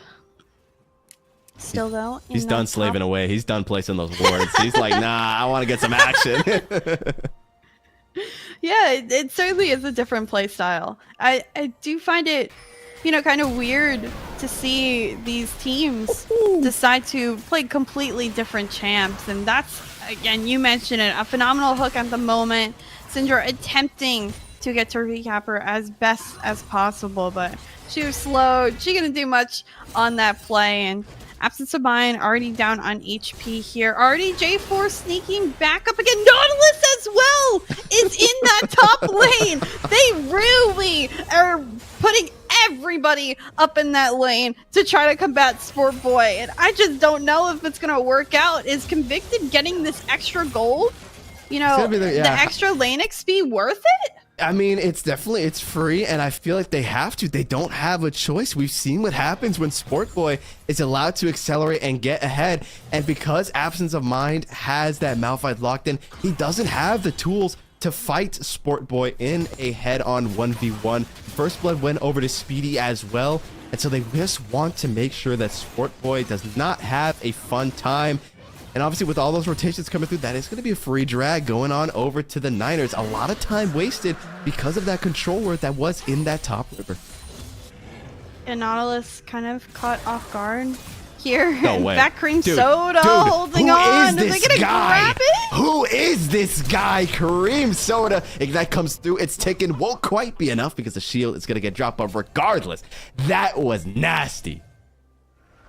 Still, they're even trying to go for the Syndra here. Cream Soda, this is a lot of movement! Kareem's gotta chill, bro. Oh my god, the petrifying gaze, not gonna find the slow, Not quite enough damage, but yo, Cream Soda did not come to play today.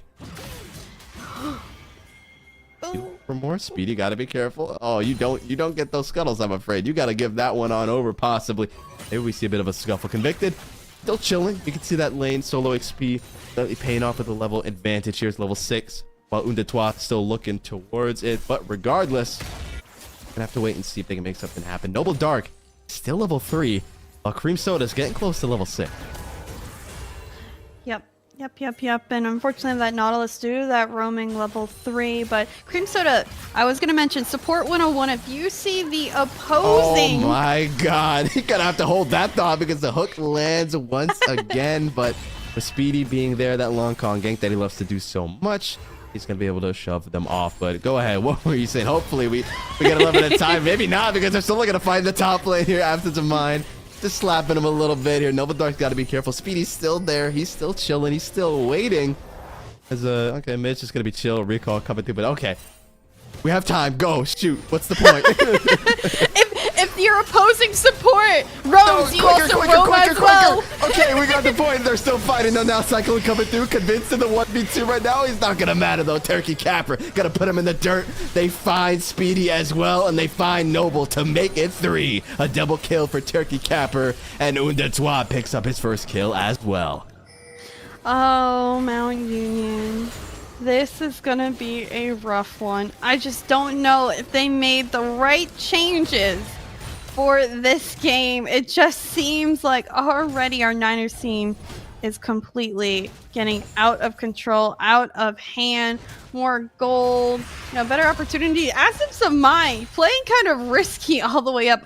I think he wants to push in this wave as quickly as possible in hopes that it will reset a little bit more neutral for him, because he doesn't want to be pushed up for much longer. That'll make him in a pretty awkward situation. He'll back, allow it to come on through. Cream Soda doing really good job again, roaming, allowing that extra vision up on the top. Really, vision is his game, and I said, fight the roam with the roam. He moves, gets those early yanks, gets it a little dangerous in that mid lane. We saw almost grabbing Billy, almost grabbing Noble Dark coming from the top lane earlier. Really good decision making overall for our Niners team. Absolutely. Sport Boy said, hey, this is not going to be my game. They're mad at me. They want me dead. They're sending members top constantly. You guys have to make something happen. Turkey Capper says, okay, watch me. They just send it mid, send it bot, and so now Turkey Capper's going to be the one that's primarily carrying. Absence of Mind, looking for something. He's in a spot where he is able to just bully Sport Boy. He's really neutralizing him this time around. Doesn't really want to take those head-on fights just yet, but it's definitely keeping Sport Boy in a spot where he's not really going to be as dangerous as he was in game number 1, but you still got to give him a little bit of respect. But that's fine because Turkey Capper and Undetois just say, okay, now's our time to shine. Interesting that they're going into this bottom jungle. Making sure he has an escort for his ward onto that blue buff. I guess trying to figure out how this J4 and Speedy Killer Ninja is rotating, but as we can tell, J4's all the way back on base, and they'll push out the Jinx and the Thresh, make sure that wave crashes. They'll get a nice reset. They'll prep for drag, essentially, and that's what they're doing. They're looking to get the second one, continue with their advantage. They got Soul last time. I don't think that's any time changing, and Absence of Mind is he gonna win in the long run against that board? And we see exactly as soon as he gets the lead, it diminishes pretty quickly on that HP bar. Yep, Turkey Capper dashing forward, looking for Billy now. Dented blows coming down. Second one goes through. Miasma gets dropped, and the damage comes on through. Man, on the top lane, they're able to take him out, but Speedy had to be there to lend a hand. That's going to be the second kill for him going on over. But that does mean that Undetois and Cream Soda don't have to worry about a jungler coming through. True Shot Barrage finds the mark. A nice Lantern's going to make sure that he stays alive, though. Had some sums expended, some ultis coming out as well, but they're going to stay alive here. So it should be okay. This dragon is up as well, but for now, not going to look to start it up. Both land. Zap comes through, but look at the free fire. And Undetois grabs him. It doesn't matter now. Convicted's got to run for his life. Just going to keep firing off those rockets. Does find a mythic shot. Doesn't find the second. And Undetois is going to stay alive somehow, some way. Cream Soda picking up the kill. you know, I don't know if it would have mattered or if it was worth using, but that heal on Convicted still very much there. Might have been able to get the trade on the Jinx, but I don't know if it's worth using. It's just now coming up. It's just now coming. It had like did it really? Yeah, it still had like a couple of seconds left on it. That's the worst as well. No. When it's like you just die and then you have to ping that something. Yeah, you can see it's got like probably like 10 seconds left. Convicted dipping. I think if that second shot, if that Mystic shot would have landed, he would have killed him. That's so unfortunate. I think little timing things, being a bit more patient, really doing his best. I think picking that ranged champion against Cassiopeia to do better, but now Noble Dark's caught off guard. Dude, Cream Soda is such a menace. You are not safe anywhere on this rift.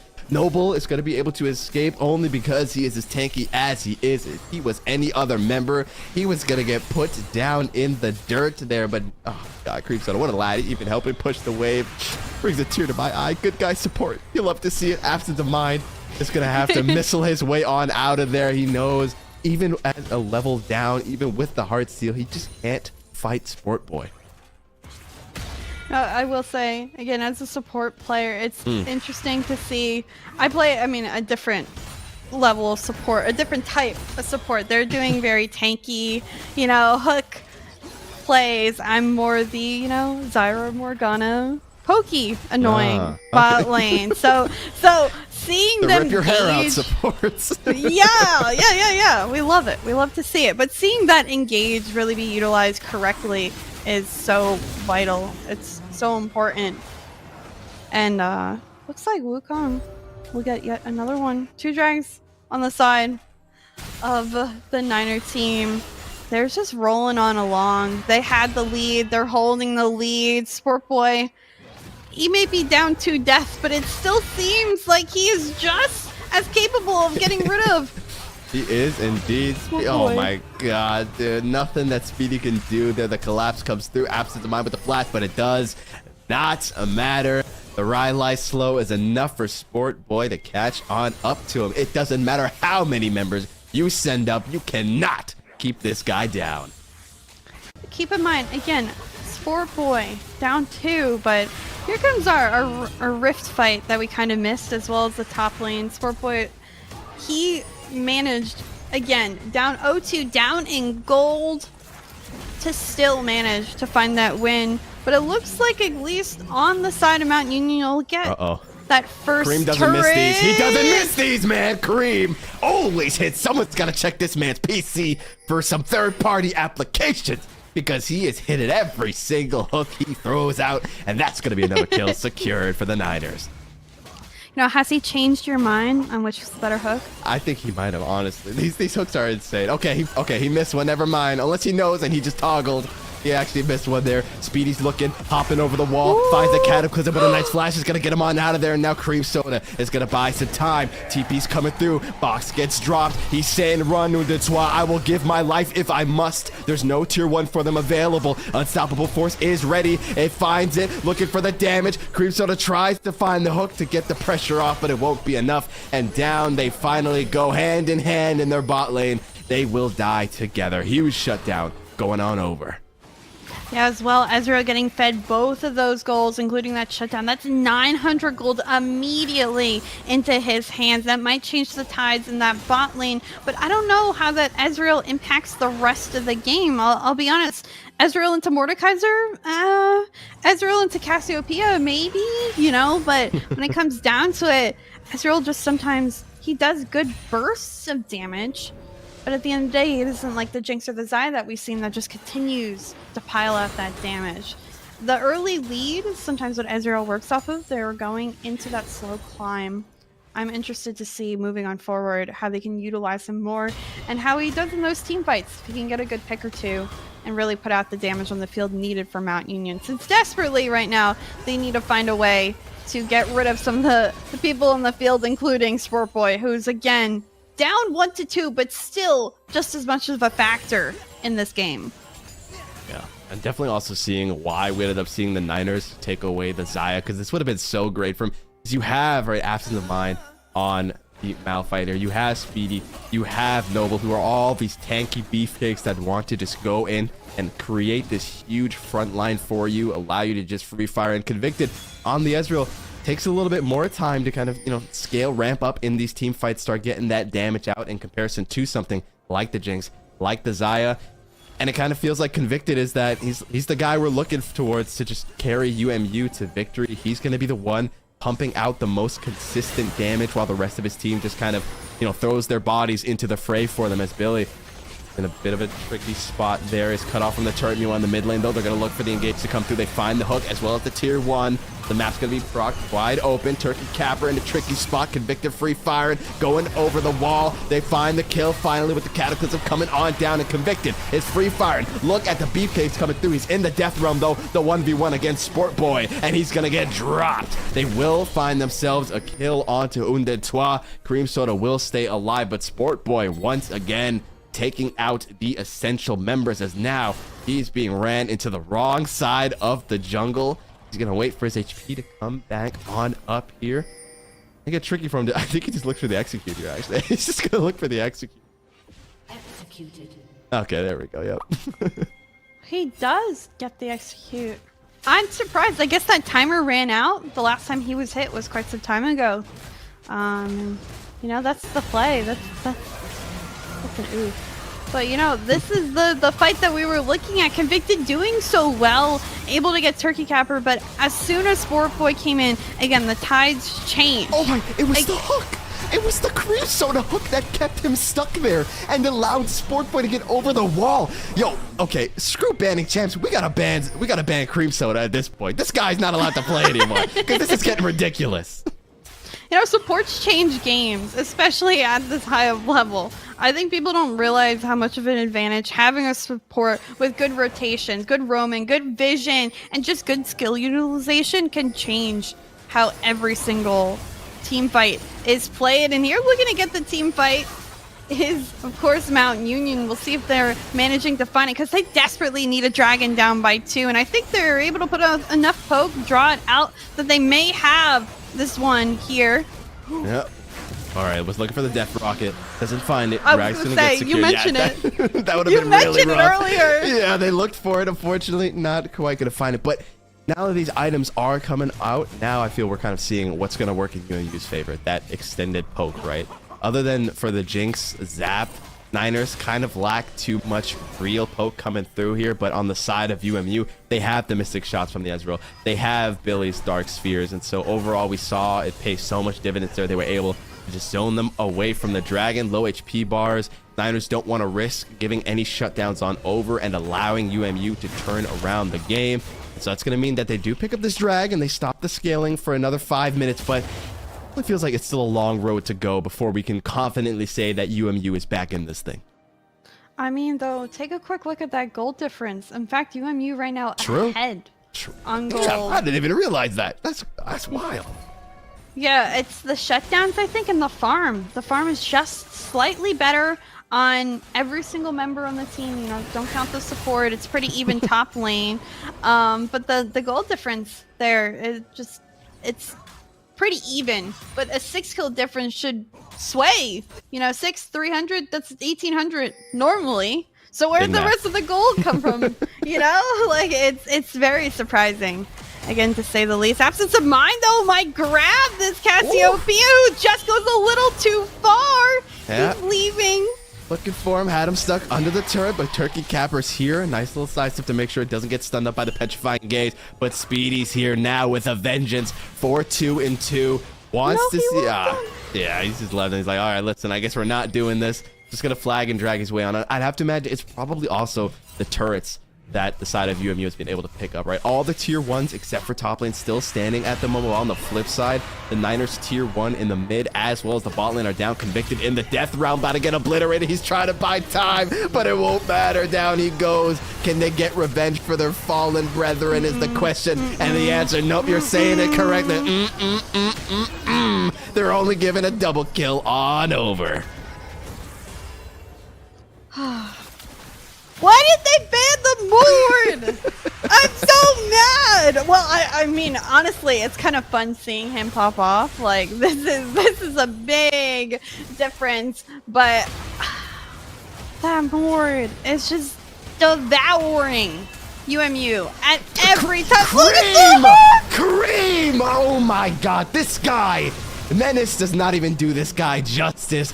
He hits hooks no matter where you are at. Pulls him in. Speedy kill just goes on down. Was looking to see if he could get a potential steal. Kareem said, no, sir. Goodbye to the gray screen. You go.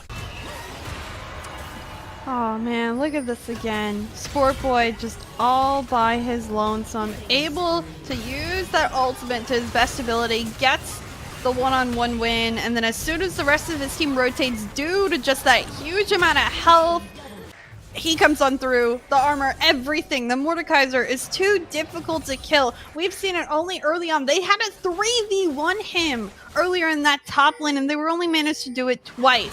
But yeah, when the 1v1 finally came on through, even two deaths down, Mordekaiser still prevailed, and now he's back ahead of the game. He, in fact, is still a level ahead, even after everything. Maybe something here. Seems to dissipate. And poor Syndra left to play with the Morden bot lane. I would not want to be in her position. Keep him entertained. Yeah, that's like you're sweating. It's like I gotta click back immediately. You have like your finger on flash.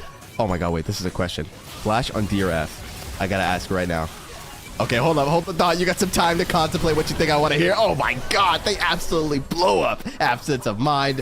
Down he goes. This guy is supposed to be the tank, and that's going to send the rest of UMU on a running. A little bit of poke damage still coming out. Kareem Soda getting somewhat low, but he doesn't care. He cares not the damage he takes. He only cares that he hits those hooks, and with the drag up in 30 seconds and absence of mind still being somewhat down, we'll probably see Vision getting placed down and some more movement on into the jungle. F is for Flash. All right. Oh, okay. I'm leaving. I'm done. I'm leaving. I know, quote unquote, D is closer to your finger. I know that's what everyone says, but F is for Flash. It fits my small hands better, and you know what? It doesn't even matter. Just wait. They might try to look for the turnaround. They go 1-for-1. Noble Dark's gonna give his life. Look at that though. Sport Boy going over the wall. He's got Billy in the death realm, and he's taking him down. Double kill coming through. Absence of mind gets slowed down by the box, and he's taken out of the count. Convicted, the only member with a full HP bar, finds yet another, but Sport Boy looking to run him down.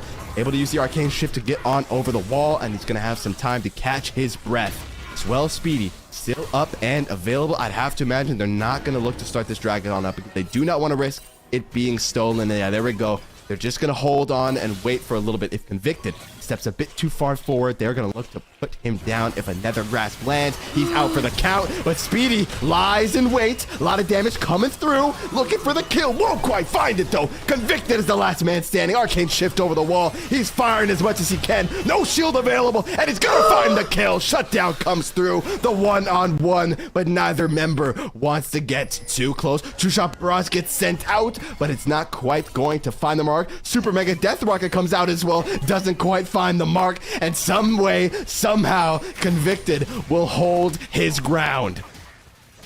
No, he is right now scaling the most out of this UMU team, and he seems to be the counter to the Mordekaiser, but again, that Mordekaiser needs to be the last one alive. There's still need to focus the likes of Jinx, the likes of Cassiopeia. Cream, bro. Billy got cream. I can't say that. Never mind. Don't clip that. Don't. Forget I said that. But he got hit. He got hit by Cream Soda's hook once again. And with Billy being down, that's a huge poke member going down, out for the count. And they're going to start this drag on up. It's going to get taken, and that is going to put the Niners onto Soul Point. Wow. I mean, if only this Baron was up, they'd surely rotate to grab it already. It just seems like they're completely occupying the entirety of the jungle. They're moving as a unit. They're ready to play in these team plays, and the spacing has been wonderful on every fight. Cassiopeia this time a little bit more influential than the Xayah when it comes to putting out damage. yet to die. We'll see if he will indeed die here. That's a big shutdown if Convicted's able to grab it, but I think they're too afraid because of everybody who's currently in top lane. Yeah. This fight won't go well if they push forward. Mount Union may, but a 4v4?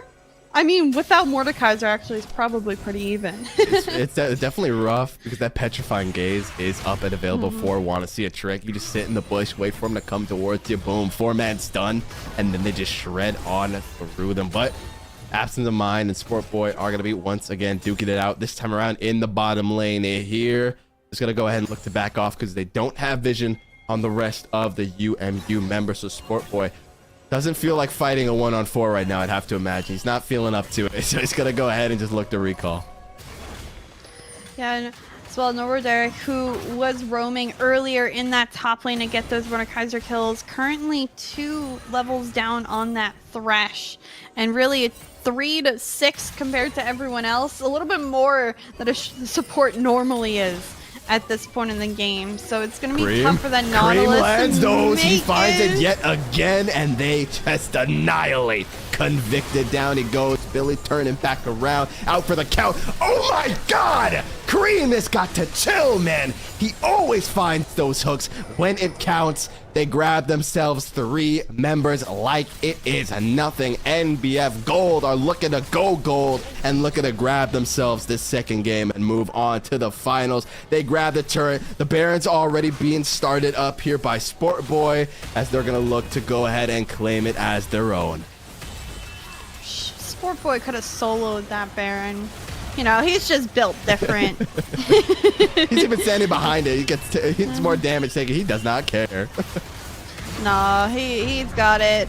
Blue team, you know, the side of the Niners still getting even more gold ahead. They're quick math, 2.5, 4.5, 7K gold ahead.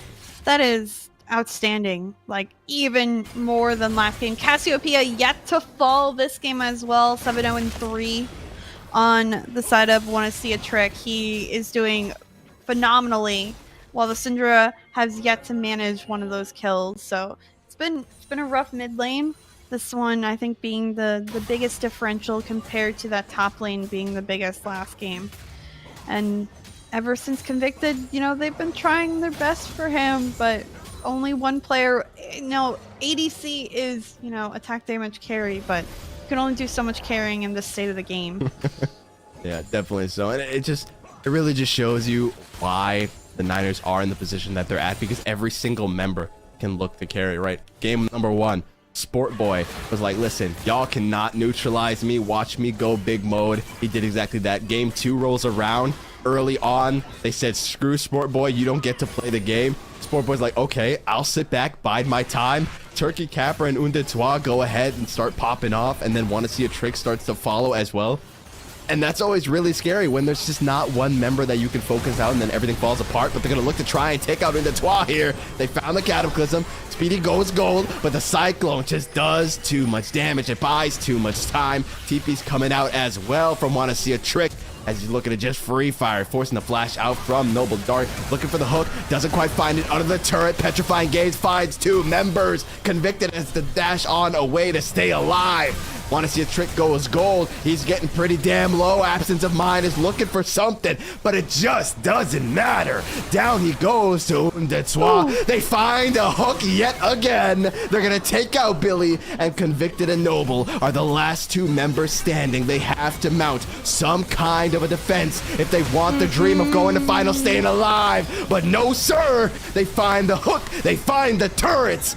And ladies and gentlemen, Niner Black Flame Gold pick up game number 2, and they pick up their spot in the NECC Finals. Wow, again, huge shout out to the support and Cream Soda. There The hook is montage. there is a hook.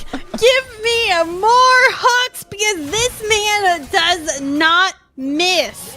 He was so on point the entirety of the day. Every single hook mattered. Every single hook got a kill. I think he was 2 and 23 to end that game with 29 total kills. So 25 of 29. That's he basically had a part in every single kill. I mean, enough, you know, he had enough clippable moments that we could make a freaking 2-minute montage out of it. You know, we had like a 1-minute montage right there already. That's actually insane. I'm gonna start just banning Thresh just for the hell of it, because I don't ever want to see anyone like Creepstone grabbing Thresh in my solo queue games. That was one hell of a performance, and more importantly, I feel like that was the Niners that we expected to see from game one right out the gates, right? This time around, they said, yo, no more funny business. We're not playing around. We're here to win this and move on forward to the finals, and they do exactly that. They take the reins early on, and they run away with the game. You know, Mount Union, though, you know, granted, they gave it a good try, and I really like to see that they did their best to provide Convicted with as much potential to pop off as possible. But the problem is they only had one trick. They only had one player that seemed to be that dangerous at times. Yes, Speedy Killer Ninja, you know, both games also really impacted the play, but it just didn't seem like there was enough scary things on the side of Mount Union that it was like, whatever. We mentioned it. Sport Boy carried game number one. We won't say carried, but he was a big part in it. And then want to see a trick in game number two, that big of a differential again. No matter who you had on that team, no matter who they were playing, they were a threat. And the only person I was ever really afraid of on Mount Union was Convicted once he got fed.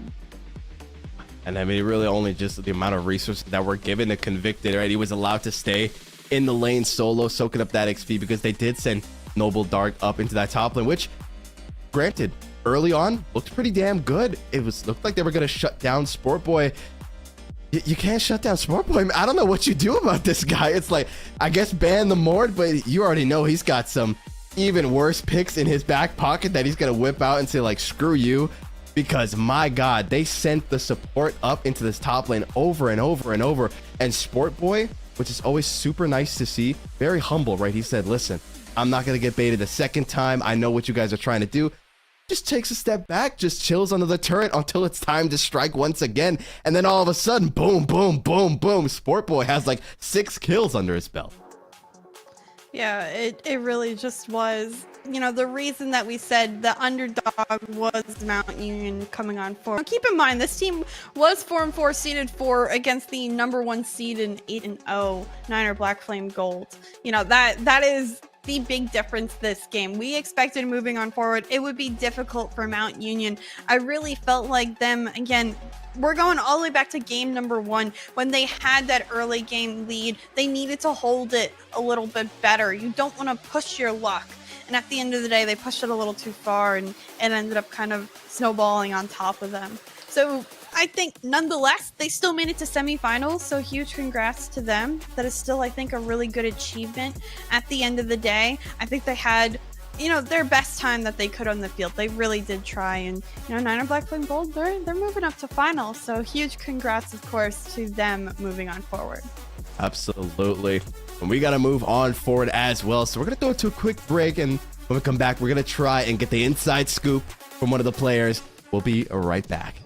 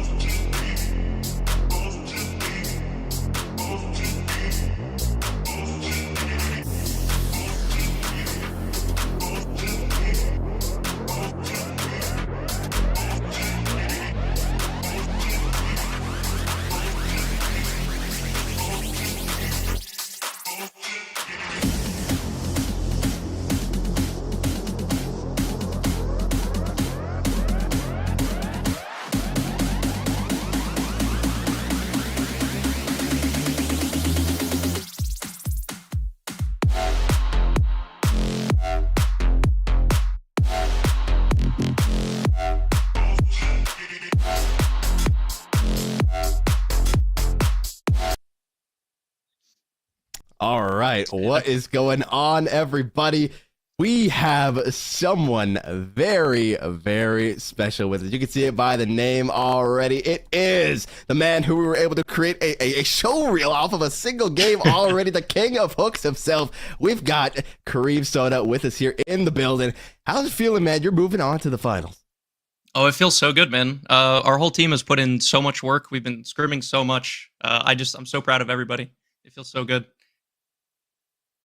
Oh, that's wonderful. So, I mean, big game for you guys. Of course, semifinals going towards the finals. How are you guys feeling? How did you of course prepped by scrimming, but did you have any other sort of game plan moving on forward?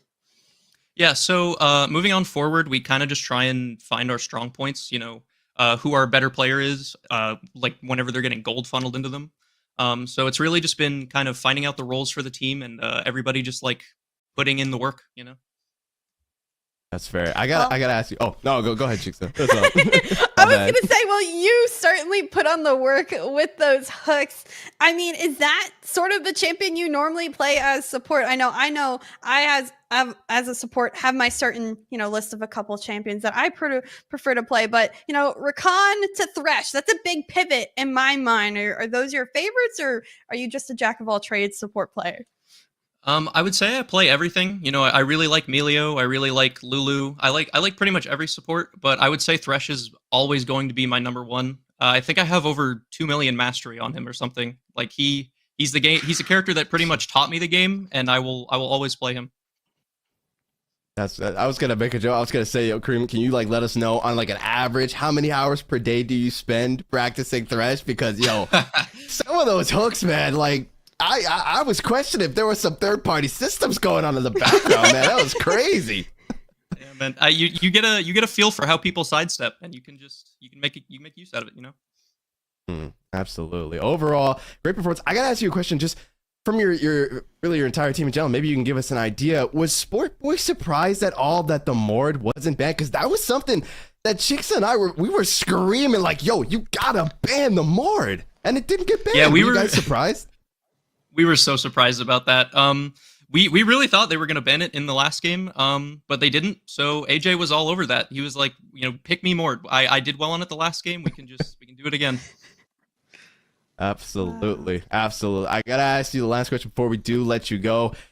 Going up into finals, right? Going up against the number 2 seed, if I am not mistaken. Now their name slips my memory, but regardless. Do they gotta worry about your Thresh too, man? Are you possibly St. Clair? Do they gotta be worried about this Thresh? Do they gotta start insta banning that, or is that just what do you? Can you leak it? Yeah, I will say my Thresh has been kind of abused in the series. A lot of people like banning it off me, and I understand why. But hey, man, if it draws a ban, I'm always down for that because I got other pocket picks, All right. I like the confidence coming through. Well, this is a man you got to watch out for if you're in the bot lane.